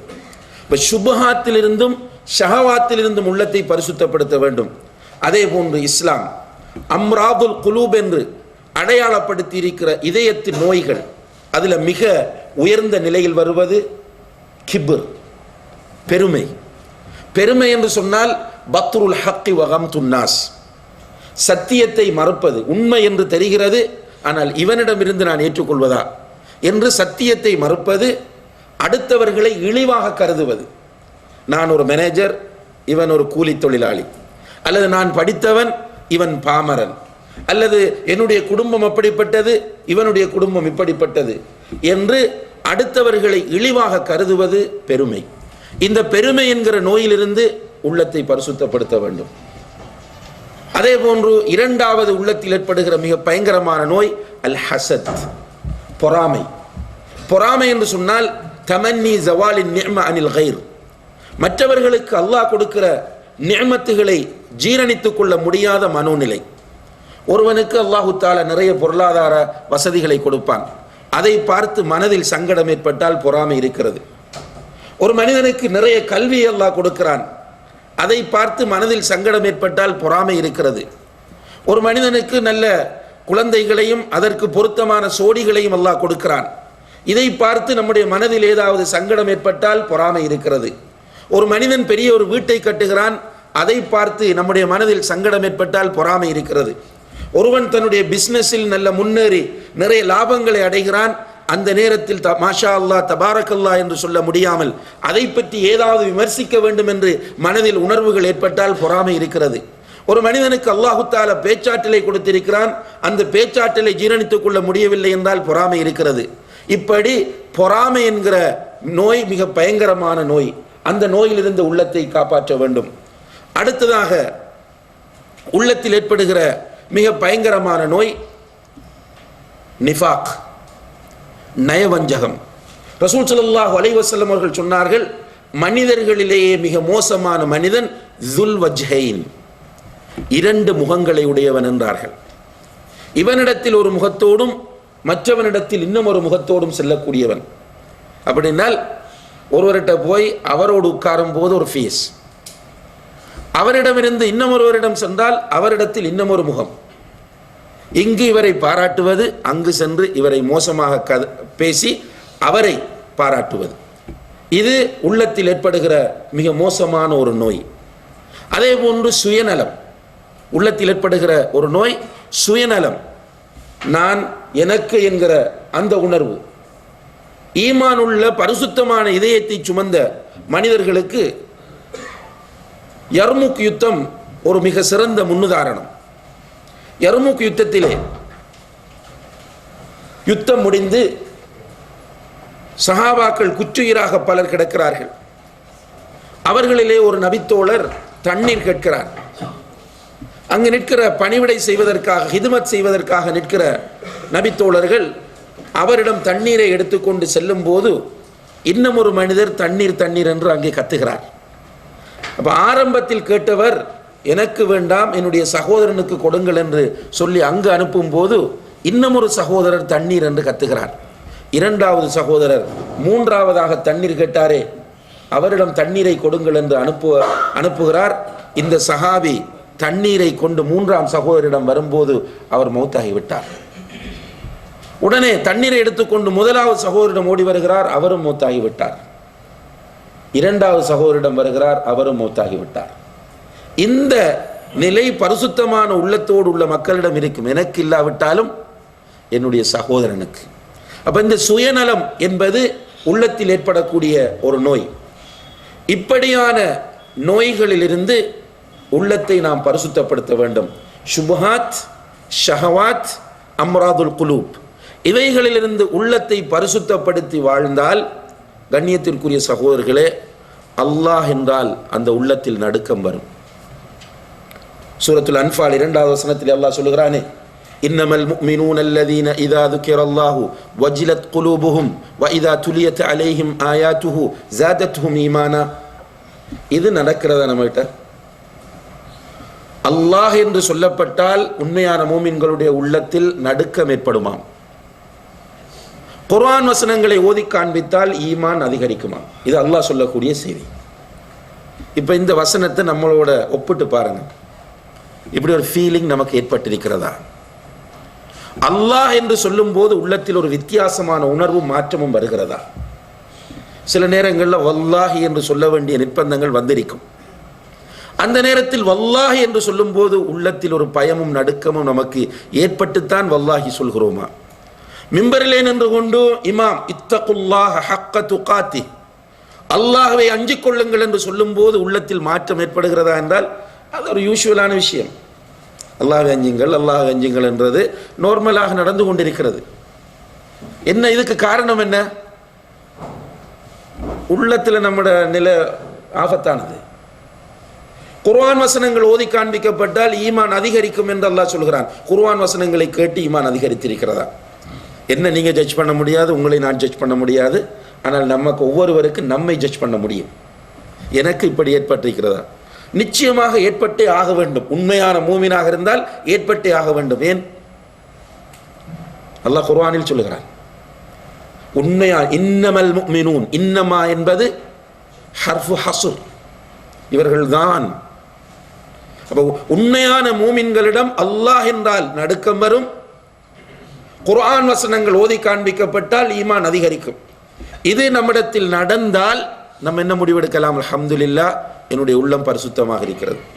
இது நடக்கவில்லை என்றால் இதயம் நோயோடு இருக்கிறது என்ற முடிவை நம்ம எடுத்துக்கொள்ளலாம்.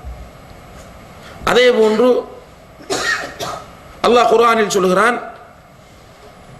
இதா மஸ்ஸஹும் தாயிஃபும் மினஷ் ஷைத்தானி ததக்கரு, அவர்களிடம் ஷைத்தான் வந்து ஒரு தீண்டுதலை ஏற்படுத்தினால் உடனடியாக விழிப்படைவார்கள். இப்ப ஷைத்தான் வந்து நம்மை ஒரு பாவத்தை செய்ய தூண்டிவிட்டால் நாம் விழிப்படைந்து கொள்வோம். நம்ம செய்வது பாவம், நாம் செய்வது தப்பு, நாம் நரகத்தை நோக்கி போய்கொண்டிருக்கிறோம் என்று உணர்வார்கள். இது பரிசுத்தமான இதயத்தை சுமந்த மனிதர்கள்.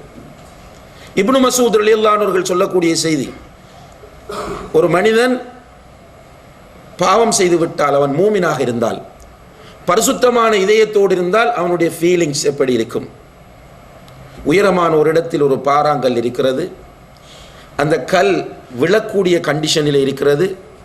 விழுந்தால் எந்த இடத்தில் விழுமோ அந்த இடத்தில் ஒரு மனிதன் நிறுத்தப்பட்டிருக்கிறான். அந்த நிறுத்தப்பட்ட மனிதனுடைய ஃபீலிங்ஸ் எப்படி இருக்கும்? பயங்கரமாக இருக்கும். இப்போ சும்மா சொல்கிறோம், டோர் லாக் பண்ணிருக்கு, திடீர்னு வந்து கதவை வேகமாக தட்டி சொல்கிறாங்க, இதுக்குள்ளே பாம்பு இருக்கின்ற. இப்போ நம்மளோட ஃபீலிங்ஸ் நம்ம பயம் பண்ண விடுவோமா? பயம் கேட்குமா? நிப்பாரா இவ்விடத்தில் பேசுகிறவர்? நடக்காது. ஒரு வகையான டென்ஷன் ஏற்பட்டு விடும். இது போன்றுதான் ஒரு முஃமின் பாவம் செய்தால் அவனுடைய ஃபீலிங்ஸ் இருக்கும் என்று இப்னு மஸ்ஊத் ரலியல்லாஹு அன்ஹு அவர்கள் சொல்லுகிற செய்தி சஹீஹ் புகாரியிலே பதிவு செய்யப்பட்டிருக்கிறது. அன்புள்ள சகோதரர்களே, இப்படி ஃபீலிங்ஸ் லைஃப்பில் நம்ம எப்போதாவது உணர்ந்திருக்கிறோமா? உங்களுக்கு தெரியுமா, ஃபஜ்ர் ஒரு தொழுகையை விடுவது என்பது, ஒரு தொழுகையை விடுவது என்பது மிகப்பெரிய பாவம். சில இஸ்லாமிய அறிஞர்களுடைய கருத்துப்படி குஃபுர். ஒரு தொழுகையை விட்டால் காஃபிராகி விடுகிறார். எத்தனை ஃபஜ்ர் தொழுகையை விட்டுருப்போம் நம்மளோட மனச்சாட்சிப்படி? உரிய டைமுக்கு தொழாம எத்தனை ஃபஜ்ர் மிஸ் ஆகி இருக்கும்? எப்போதாவது ஒரு நாள் அழுதிருக்கிறோமா? ஃபஜ்ர் மிஸ் ஆயிட்டு அன்றைக்கு வேலை செய்ய முடியாம டென்ஷன்ல வேலைகளை மாற்றி மாற்றி செய்திருக்கிறோமா? ஆனால் ஒய்ஃப்கிட்ட இருந்த ஒரு கால் வரும், ஏதாவது ஒரு பிரச்சனையை தூக்கி போடுவோம், அன்றைக்கு வேலையே ஓடாது. இப்படி செய்து விட்டு சிம்பிளாக போகிற டைப்பில் நம்ம இருக்கிறோம். யாருக்காவது அந்த ஃபீலிங்ஸ்கள் வந்திருந்தால் அல்ஹம்துலில்லாஹ் என்று சொல்லிக் கொள்ளுங்கள். வரலண்டா இன்னா லில்லாஹி வ இன்னா இலைஹி ராஜிஊன் என்று சொல்லுங்கள். இந்த நிலை ஏற்படாமல் இருப்பது உள்ளத்தில் நோய்கள் இருப்பதனால் தான். உங்களுக்கு தெரியும், ஹாமிதியா என்கிற பெண்மணி விபச்சாரம் செய்கிறார் மனிதன் என்கிற அடிப்படையில். அவரோட ஃபீலிங்ஸ் 3 வருடங்களுக்கு கிட்டத்தட்ட சுமார் 3 வருடங்கள் அந்த பெண்மணி அழுகையிலேயே கழித்தார். ஃபர்ஸ்ட்டுக்கு அல்லாஹ்வுடைய தூதரிடம் வந்து முறையிட்ட போது, உன்னுடைய வயிற்றில் வளர்கிற குழந்தையை பெற்றுவிட்டு வா என்று சொன்னார்கள். குழந்தையை பெற்று நிஃபாஸோடு வருகிறார், என்னை பரிசுத்தப்படுத்துங்கள் என்று. அதுக்கு பிறகு சொன்னார்கள், குழந்தைக்கு பால் ஊட்டி விட்டு வா 2 வருடங்கள். 2 வருடங்கள் பால் ஊட்டி விட்டு குழந்தையின் கையில் ஒரு ரொட்டி துண்டை கொடுத்து எடுத்துட்டு வராங்க. அல்லாஹ்வுடைய தூதரை, குழந்தை பால் குடி மறந்துட்டு என்னை பரிசுத்தப்படுத்துங்கள். அதுக்கு பிறகுதான் அல்லாஹ்வுடைய தூதர் அந்த பெண்மணிக்கு தண்டனையை நிறைவேற்றினார்கள். 3 வருஷம் தூக்கத்தை இழந்தார். நம்ம ஒரு 3 நிமிடம் 3 மணி நேரங்கள் நம்மட நிலைமை என்னன்னா, இன்றைக்கு பாவம் செய்துவிட்டு பெருமைப்படுவோம். பாவத்தை செய்துட்டு பெருமைப்படக்கூடிய நிலை. இது உள்ளம் பரிசுத்தமாக இல்லை என்பதைத்தான் காட்டுகிறது. அதே போல சஹாபா பெருமக்களிடத்தில் நபி ஸல்லல்லாஹு அலைஹி வஸல்லம் அவர்கள் குர்ஆனை ஓதுவார்கள். அல்லாஹ்வுடைய தூதரும் அழுவார்கள், சஹாபாக்களும் அழுவார்கள் குர்ஆன் ஓதும்போது. நமக்கு குர்ஆன் ஓதும்போது அழுகை வருவது ஒரு புறம் இருக்க, குர்ஆன் ஓத முடியல. இன்றைக்கு இப்னு மஸ்ஊத் ரலியல்லாஹு அன்ஹு அவர்கள் சொன்னார்கள், லவ் தஹுரத் குலூபுக்கும் மா ஷபிஅத்தும் மின் கலாமி ரப்பிக்கும். உங்களுடைய உள்ளங்கள் பரிசுத்தமாக இருந்தால் அல்லாஹ்வுடைய கலாம் குர்ஆன் ஓதுவது உங்களுக்கு போர் அடிக்காது, உங்களுக்கு தெவிட்டாது என்று சொல்கிறார்கள். ஆனால் உண்மை என்ன, இன்றைக்கு குர்ஆன் நம்மளால் ஓத முடியலை. ஒரு நாவலை படிப்போம், பெரிய இங்கிலீஷ் ஷேக்ஸ்பியரை நாவல் படிக்கிற சவர்கள் எல்லாம் இருக்கிறாங்க. நிறைய பேர் புக்ஸுகள் பார்ப்பாங்க, நியூஸ் பேப்பரை ஃபுல்லாக படிப்பாங்க. ஆனால் இன்றைக்கு எத்தனை பேர் குர்ஆன் ஓதினோம்? இன்றைக்கு எத்தனை பேர் ஓதிருக்கிறோம் சவர்களே? விரல் விட்டு எண்ணக்கூடிய 1-2 பேர் தான் குர்ஆன் ஓதிருப்போம். டெய்லி குர்ஆன் ஓதுறவங்க எத்தனை பேர் இருக்கிறோம்? டெய்லி நியூஸ் மிஸ் ஆகாது. டெய்லி நியூஸ் பேப்பர் பார்க்குறது, நெட்டில் போய் ஆஃபீஸில் உட்கார்ந்தோடனே ஃபஸ்ட்டுக்கு ஏதாவது ஒரு பத்திரிகையை டிஃபால்ட் பண்ணிவிட்டு அந்த பத்திரிகையை பார்க்காம அவர் வேலையை ஸ்டார்ட் பண்ண மாட்டார். ஆனால் எத்தனை பேர் குர்ஆன் ஓதுறோம்? இன்றைக்கு குர்ஆன் ஓத உட்கார்ந்தால் நம்மளால் ஒரு ஜுஸுவாவது ஓத முடியுதா? முடியுதில்லை. ஒரு 10-15 வசனங்கள் ஓத ஆரம்பிக்கும் போதே கொட்டாவி வருது, போர் அடிக்குது. என்ன காரணம்? உள்ளத்தில் பிரச்சனை. அதே போன்று மறுமையை பற்றி பேசுகிறோம். ரசூலுல்லாஹி அலைஹி வஸல்லம் அவர்கள் மறுமையை பற்றி சஹாபாக்களிடத்தில் சொல்வார்கள். சும்மா சொல்லுவார்கள், நரகத்தை அப்படி ஃபுல்லாக அதனுடைய சீன்ஸ் எல்லாம் கொண்டு வர மாட்டார்கள். அந்தர்த்துக்கு முன்னார், அந்தர்த்துக்கு முன்னார், அந்தர்த்துக்கு முன்னார். ஒரு நாள் மிம்பரிலிருந்து 3 தடவைகள் சொன்னார்கள், உங்களுக்கு நரகத்தை எச்சரிக்கிறேன், நரகத்தை நான் உங்களுக்கு எச்சரிக்கிறேன் என்று சொல்லும்போது மஸ்ஜிதில் உட்கார்ந்து இந்த சஹாபாக்கள் அத்தனை பேரும் தங்களுடைய கைகளுக்குள் முகங்களை புதைத்து கொண்டு விம்மி விம்மி அழுதார்கள். ஹதீஸ்களில் பார்க்குறோம். அந்த அழுகை வருகுதான் நமக்கு. சில நேரம் அழுகை வரும் என்னடா, பேசுகிறவர் அழுதால் அழுகை வரும். இது சிம்பத்தி, இது அனுதாபத்தில் வர அழுகை. இந்த ட்ராமா பார்க்கும்போது அழுத அந்த எக்ஸ்பீரியன்ஸில் வர அழுகை. பேசுகிறவர் அழாவிட்டாலும் கேட்டுக்கொண்டிருக்கிற நமக்கு நரகம் எனும் போது அந்த கொழுந்து விட்டெறிகிற நரகம், அந்த பயங்கரமான தேள், பயங்கரமான பாம்பு, அங்கு குடிக்க கொடுக்கப்படுகிற சீழ், இவை கற்பனைக்கு வந்து உடனடியாக மயிர்கள் எல்லாம் கூச்சரித்து கண்கள் கண்ணீர் சிந்த வேண்டும். கண்கள் கண்ணீர் சிந்தும் உள்ளம் பரிசுத்தமாக இருந்தால், நம்மால் முடியவில்லை என்றால் அதனுடைய அர்த்தம் உள்ளம் நோய்வாய்ப்பட்டிருக்கிறது.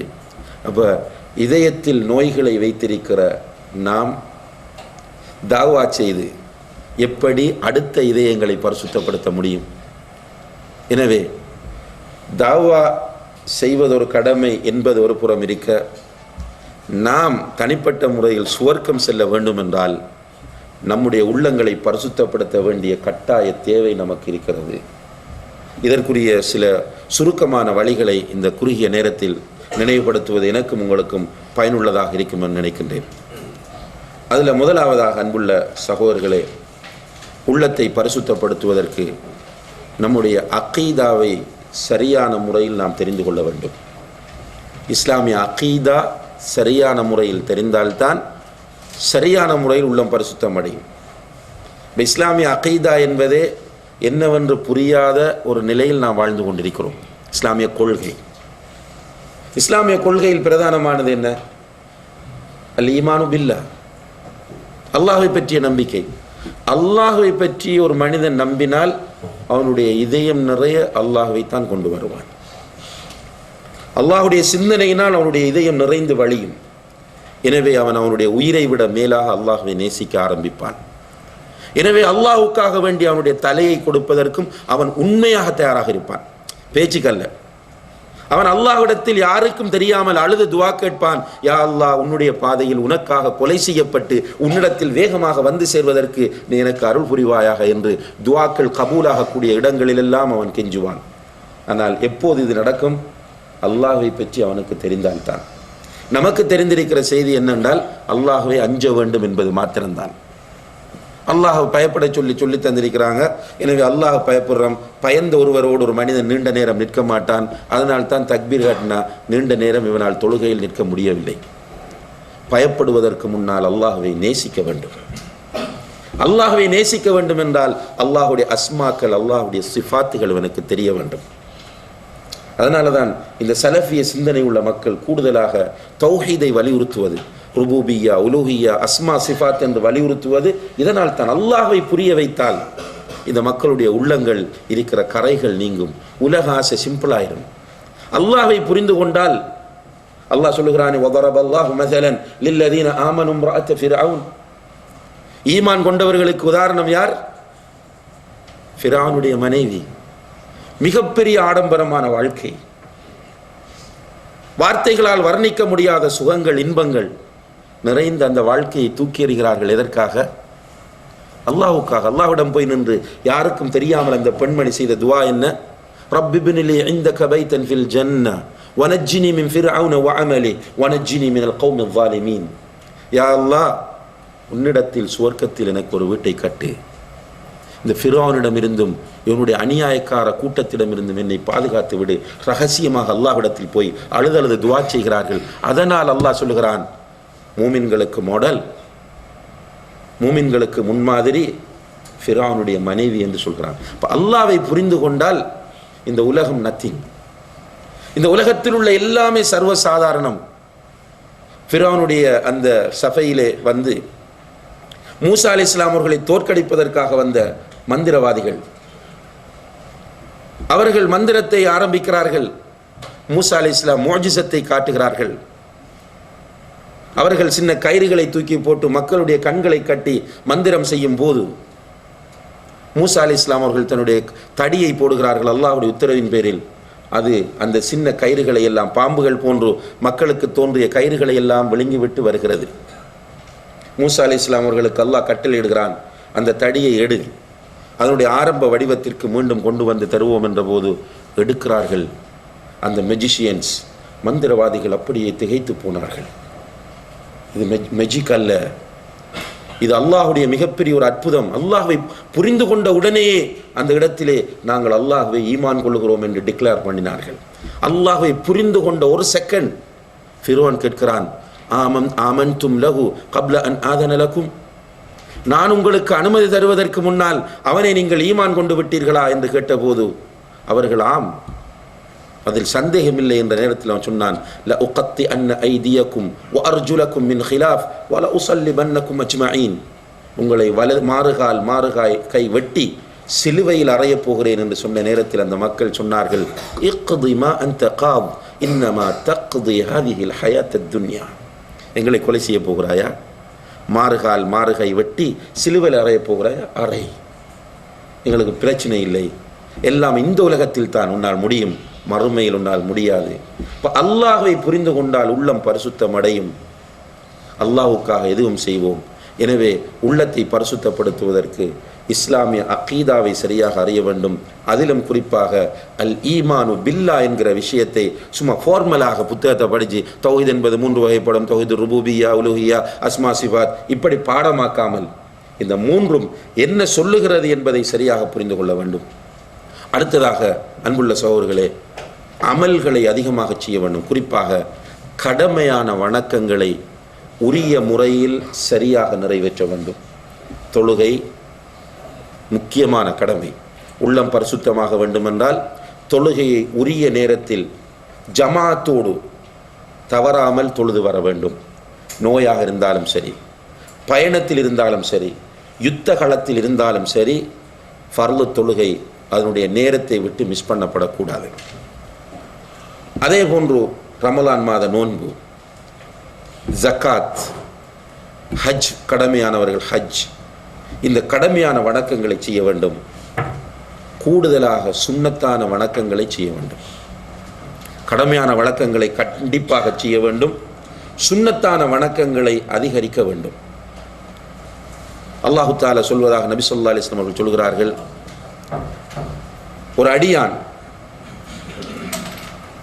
என்னை நெருங்கி வருவதில் எனக்கு மிகவும் பிடித்தமான முறை நான் கடமையாக்கியவைகளை கொண்டு அவன் என்னை நெருங்குவதுதான்.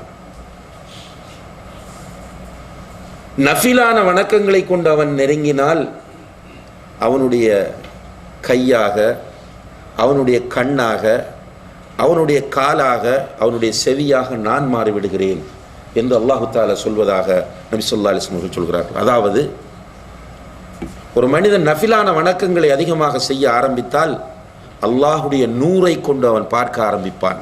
இப்போ நல்லது மட்டும்தான் அவனுடைய கண்ணுக்கு தெரியும். அல்லாஹுடைய நூரை கொண்டு கேட்க ஆரம்பிப்பான். கெட்டவைகளை கேட்பது அவனுக்கு வெறுப்பாக மாறும். அல்லாஹுக்கு பொருத்தமானவைகளை மாத்திரமே பிடிப்பான். அல்லாஹுக்கு விருப்பமானவைகளை நோக்கி மாத்திரமே நடப்பான். இப்படியான ஒரு நிலை அவனுடைய உள்ளம் பரிசுத்தம் அடையும் போதுதான் சாத்தியமாகும். இல்லைன்றால் உள்ளம் பரிசுத்தம் இல்லாட்டி மக்கள் மத்தியில் ஒரு முகத்தோடும் தனிமையில் இன்னும் ஒரு முகத்தோடும் அவன் மாறிவிடுவான். எனவே நஃபிலான வணக்கங்களை அதிகமாக செய்ய வேண்டும். அடுத்ததாக குறிப்பாக அன்புள்ள சகோதரர்களை திக்ருகளை அதிகப்படுத்த வேண்டும். காலை மாலை திக்ருகள், சந்தர்ப்பங்களில் ஓத வேண்டிய திக்ருகள், வாகனத்தில் வரும்போது, சந்தைக்கு செல்லும் போது, ஆடை அணியும் போது, இல்லறத்தில் ஈடுபடும் போது, ஆச்சரியமான ஒன்றை பார்க்கும்போது, கவலை ஏற்படும் போது, இப்படி நபி ஸல்லல்லாஹு அலைஹி வஸல்லம் அவர்கள் நிறைய திக்ருகளை கற்றுத் தந்திருக்கிறார். இவைகளை ஓத வேண்டும். கொமனாக ரசூலுல்லாஹி அலைஹி வஸல்லம் அவர்கள் கற்றுத்தந்த திக்ரை அதிகமாக ஓத வேண்டும். அதாவது கலிமாவை அதிகப்படுத்துவது, லா இலாஹ இல்லல்லாஹ், சுப்ஹானல்லாஹி வ பிஹம்திஹி சுப்ஹானல்லாஹில் அஸீம், லா ஹவ்ல வலா குவத்த இல்லா பில்லாஹ், சுப்ஹானல்லாஹி வல்ஹம்துலில்லாஹி வலா இலாஹ இல்லல்லாஹு வல்லாஹு அக்பர்.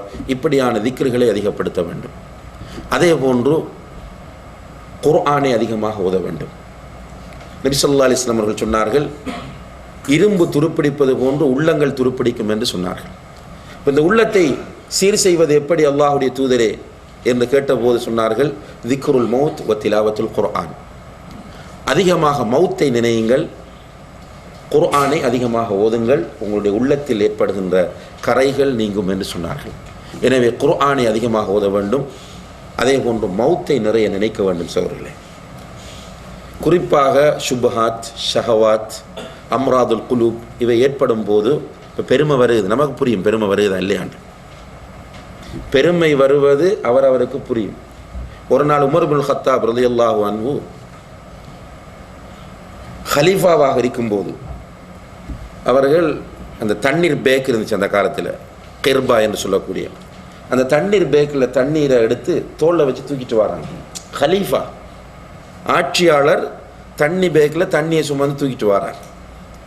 வழியில் கண்ட ஒரு நபித்தோழர் கேட்கிறார், அமீருல் மோமினீனே, ஹலீஃபாவே, என்ன காட்சி இது, ஏன் இப்படி செய்கிறீர்கள் என்று கேட்டபோது அவர் சொல்லுகிறார், நான் ஒரு கூட்டத்திற்கு என்னை சந்திக்க வேண்டும் என்று அழைப்பு விடுத்திருந்தேன். அழைப்பு விடுக்கும் போதே அவர்கள் வரமாட்டார்கள் என்று நினைத்துத்தான் அழைப்பு விடுத்தேன். என்றால் கொஞ்சம் திமிர் பிடிச்ச கூட்டம். ஆனால் என்னுடைய அழைப்பை ஏற்று அவர்கள் வந்து விட்டார்கள். அது என்னுடைய மனதில் ஒரு ஃபீலிங்ஸை உருவாக்கியது. அதை உடைப்பதற்காகத்தான் இது என்று சொன்னார்கள். அல்லாஹ் அக்பர். அப்போ நமக்கு புரியும், பெருமை வருவது நமக்கு புரியும். நம்ம என்ன செய்கிறோம் என்றால், என்ன பார்த்து சொல்லுங்க அவன் பெருமைக்காரன், நான் உங்களை பார்த்து பெருமைக்காரன் என்று சொல்கிறேன். ஆனால் என்னிடத்தில் இருக்கிற பெருமையை என்னால் இனம் காண முடியவில்லை, உங்களிடம் இருக்கிற பெருமையை உங்களால் இனம் காண முடியவில்லை. இப்போது நம்முடைய உள்ளங்கள் நோய்வாய்ப்பட்டிருப்பதனால் இது நடக்கிறது. ஆனால் உண்மை என்னவென்றால், நம்மை நாம் இனம் கண்டு பெருமை வருகிற போது, பொறாமை வருகிற போது, மற்ற இந்த உள நோய்கள் ஏற்படும் போதெல்லாம் மௌத்தை நினைக்கணும். இந்த நேரத்தில் மலக்குல் மௌத் அலைஹிஸ்ஸலாம் வந்து என்னுடைய உயிரை கைப்பற்றினால் என்னுடைய நிலை என்ன? அதுக்கு பிறகு இன்ஃப்ளூயன்ஸ் வேலை செய்யுமா, பணம் வேலை செய்யுமா, செல்வாக்கு வேலை செய்யுமா, ஊரெல்லாம் ஒன்று சேர்ந்தாலாவது நமக்கு ஏதாவது பண்ண முடியுமா? ஒன்றும் பண்ண முடியாது. ஒரு ஆத்மாவுக்கு எழுதப்பட்ட தவணை வந்துவிட்டால் ஒரு நொடி முற்படுத்தப்படவும் மாட்டார், பிற்படுத்தப்படவும் மாட்டார். அதனால் அல்லாஹ்வுடைய தூதர் ஸல்லல்லாஹு அலைஹி வஸல்லம் சொன்னார்கள், அக்ஸிரு மின் திக்ரி ஹாதிமில் லத்தாத், அக்ஸிரு மின் திக்ரி ஹாதிமில் லத்தாத், அக்ஸிரு மின் திக்ரி ஹாதிமில் லத்தாத். உங்களுடைய இச்சைகளை, ஆசா பாசங்களை உடைத்தெறியக்கூடியதை நினைத்து கொள்ளுங்கள், அதிகமாக நினைத்து கொள்ளுங்கள் என்று 3 முறை சொல்லிவிட்டு சொன்னார்கள், அல் மவுத், அதுதான் மவுத் என்றார்கள். எனவே மௌத்தை நிறைய நினைப்பது நம்முடைய உள்ளத்தை பரிசுத்தப்படுத்தும். அதே போல் அன்புள்ள சகோதரர்களே, இந்த உள்ளத்தை பரிசுத்தமாக வைத்திருப்பதற்கு இஸ்லாம் சொல்லக்கூடிய மிக சிறந்த ஒரு வழிமுறை தான் அல் முஹாசபா என்ற சுய பரிசோதனை.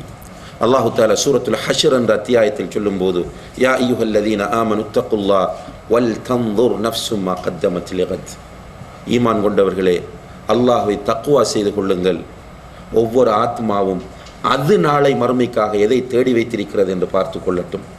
நம்மை நாம் முஹாசபா செய்ய வேண்டும். அடுத்தவர்களை முஹாசபா செய்யறதை விட்டுட்டு, இன்றைக்கு நம்ம பண்ணிட்டு இருக்கிற பணி என்ன? 4 பேர் உட்கார்ந்து பாருங்க, என்ன பேசுகிறோம்? எக்ஸையும் வையையும் தான் பேசிட்டு இருக்கிறோம். என்னையும் உங்களையும் பேசுவது கிடையாது. நான் என்னிடத்தில் இப்போ ஈமான் குறைந்திருக்கிறது, தொழுகையில் ஈடுபாடு கிடையாது, சுன்ன தொழுகைகளை நான் நிறைய மிஸ் பண்ணுறேன், நிறைய பாவங்கள் மீது நாட்டம் வருது, என்ன பண்ணலாம் என்று நண்பர்களோடு டிஸ்கஸ் பண்ணுற நிலை நம்மகிட்ட கிடையாது. அவனை பாருங்கள் தொழுவதில்லை, அவன் வட்டி எடுக்கிறான், அவனுடைய பொருளாதாரம் ஹராமாக வருது, நம்ம ஹராமாக நிறைய தேடிட்டு இருப்போம். ஆனால் அவன் ஹராமாக உழைக்கிறதா நமக்கு கஷ்டமாரி. ஆனால் முஹாசபா செய்யணும் நம்மளை பற்றி. சஹாபா பெருமக்கள் அவர்களை பற்றி தான் நிறைய முஹாசபா செய்தார்கள். அவர்களுடைய நிலைமையை நினைத்து நினைத்து அழுதிருக்கிறார்கள். ஹந்தலா ரலியல்லாஹு அன்ஹு அவர்களுடைய ஃபேமஸான சம்பவம், அபூபக்கர் சித்திக் ரலியல்லாஹு அன்ஹு அவர்கள் ஹந்தலாவை வீதியிலே சந்தித்து சலாம் சொல்லிவிட்டு, ஹந்தலாவை எப்படி இருக்கிறீர்கள் என்று கேட்டபோது ஹந்தலா என்ன சொன்னார்? உமர் முனாஃபிக்காகி விட்டார், அபூபக்கர் அப்படி நடக்கிறார், இங்கே அம்ரு பின் லாஸ் இப்படி நடக்கிறார் என்று சொல்லவில்லை. நாஃபக ஹந்தலா, அபூபக்கரே என்னிடத்தில் நிஃபாக் வந்து விட்டது என்றார். அவரை முஹாசபா செய்து பார்க்கிறார். நபிகள் நாயகம் ஸல்லல்லாஹு அலைஹி வஸல்லம் அவரோடு உட்காரும் போது அவருடைய ஈமான் உயர்ந்த நிலையில் இருக்கிறது, வீட்டுக்கு போனால் அந்த நிலை மாறுகிறது. அப்போ நினைக்கிறார், இது நிஃபாக், நயவஞ்சகர்களுடைய போக்குத்தானே, எனவே நான் நயவஞ்சகன் ஆகிவிட்டேன் என்று சொல்கிறார். இப்படி சஹாபாக்கள் முஆத் ரலியல்லாஹு அன்ஹு நண்பர்களை அழைப்பார்கள், தஆல் இஜ்லிஸ் நுமின் ஸஆ, வாருங்கள் உட்கார்ந்து 1 மணி நேரம் ஈமானை புதுப்பிப்போம் என்று அழைப்பார். உமர் இப்னுல் ஹத்தாப் ரலியல்லாஹு அன்ஹு, சுவர்க்கத்தை கொண்டு நன்மாராயம் கூறப்பட்ட இந்த உம்மத்திலே நபிகள் நாயகம் ஸல்லல்லாஹு அலைஹி வஸல்லம் அவர்களுக்கு அடுத்தவர் அபூபக்கர், அவருக்கு அடுத்தவர் உமர். இந்த உமர் இப்னுல் ஹத்தாப் ரலியல்லாஹு அன்ஹு ரசூலுல்லாஹி அலைஹி வஸல்லம் அவர்கள் மௌத்தானவுடன் அவர்களுடைய ரகசிய தோழர் ஹுதைஃபா ரலியல்லாஹு அன்ஹு அவர்களிடம் சென்று, ஹுதைஃபாவே, உன்னிடத்தில் நபிகள் நாயகம் ஸல்லல்லாஹு அலைஹி வஸல்லம் அவர்கள் முனாஃபிக்குகளுடைய பெயர்களை தந்திருப்பதாக அறிகிறேன், எனவே அந்த லிஸ்ட்டை எனக்கு தயவு செய்து காட்டு என்று கேட்கிறார். ஹுதைஃபா ரலியல்லாஹு அன்ஹு அவர்கள் மறுத்து விடுகிறார்கள். அமானிதமாக அல்லாஹ்வுடைய தூதர் தந்த பட்டியலை உன்னிடம் காட்ட மாட்டேன் என்று சொன்னபோது கெஞ்சுகிறார். கெஞ்சி கடைசியாக என்ன கேட்கிறார் தெரியுமா? ஹுதைஃபாவே, அந்த லிஸ்டில் என்னுடைய பேரும் இருக்கிறதா என்று பார்த்து சொல்லுங்கள் என்றார். அன்புள்ள சகோதரர்களே, நமக்கு சுவர்க்கத்தை பற்றி நன்மாராயம் சொல்லியிருந்த என்ன நிலைமை? நம்ம முன் சஃப்ல 5 வக்து தொழுகையும் தொழுகிறோம் என்ற காரணத்தினாலேயே நம்மை சுவர்க்கவாதியாக நினைத்து நடந்து திரிகிற நாம், நமக்கு ஒரு சர்டிஃபிகேட் கிடைத்து விட்டால் நம்மை பிடிக்கவே முடியாமல் இருக்கும். ஆனால் அவருடைய முகத்திலே அல்லாஹ்வுடைய தூதர் இவர் ஷஹீத் என்று சொல்லியிருக்கிறார்கள், இவருடைய நாவில் அல்லாஹ் பேசுகிறான் என்று சொல்லியிருக்கிறார்கள், இவர் ஒரு ஓடையினால் சென்றால் ஷைத்தான் அந்த பக்கமே வரமாட்டான் என்று சொல்லியிருக்கிறார்கள், சுவர்க்கவாசி என்று சொல்லியிருக்கிறார்கள். அப்படி இருந்தும் அவரை பற்றி அவர் யோசித்து கவலைப்பட்டு கடைசியில் போய் முனாஃபிக்காக நான் இருப்பேனோ என்று பயப்படுகிறார். இப்னு அபி முலைகா ரஹிமஹுல்லா அவர்கள், இவர் மிகப்பெரிய ஒரு தாபி, அவர் சொல்கிறார், சஹாபாக்களில் கிட்டத்தட்ட ஒரு 30 பேரை நான் சந்தித்திருப்பேன். அவர்கள் என்னிடம் நிஃபாக் இருக்குமோ என்று அஞ்சக்கூடியவராக இருந்தார். ஆனால் இன்றைக்கு நமக்கு அந்த பயமெல்லாம் கிடையாது. கொஞ்சம் அமல் செய்வோம், அந்த சஹாபாக்களோடு ஒப்பிடும்போது ஒன்றும் இல்லை.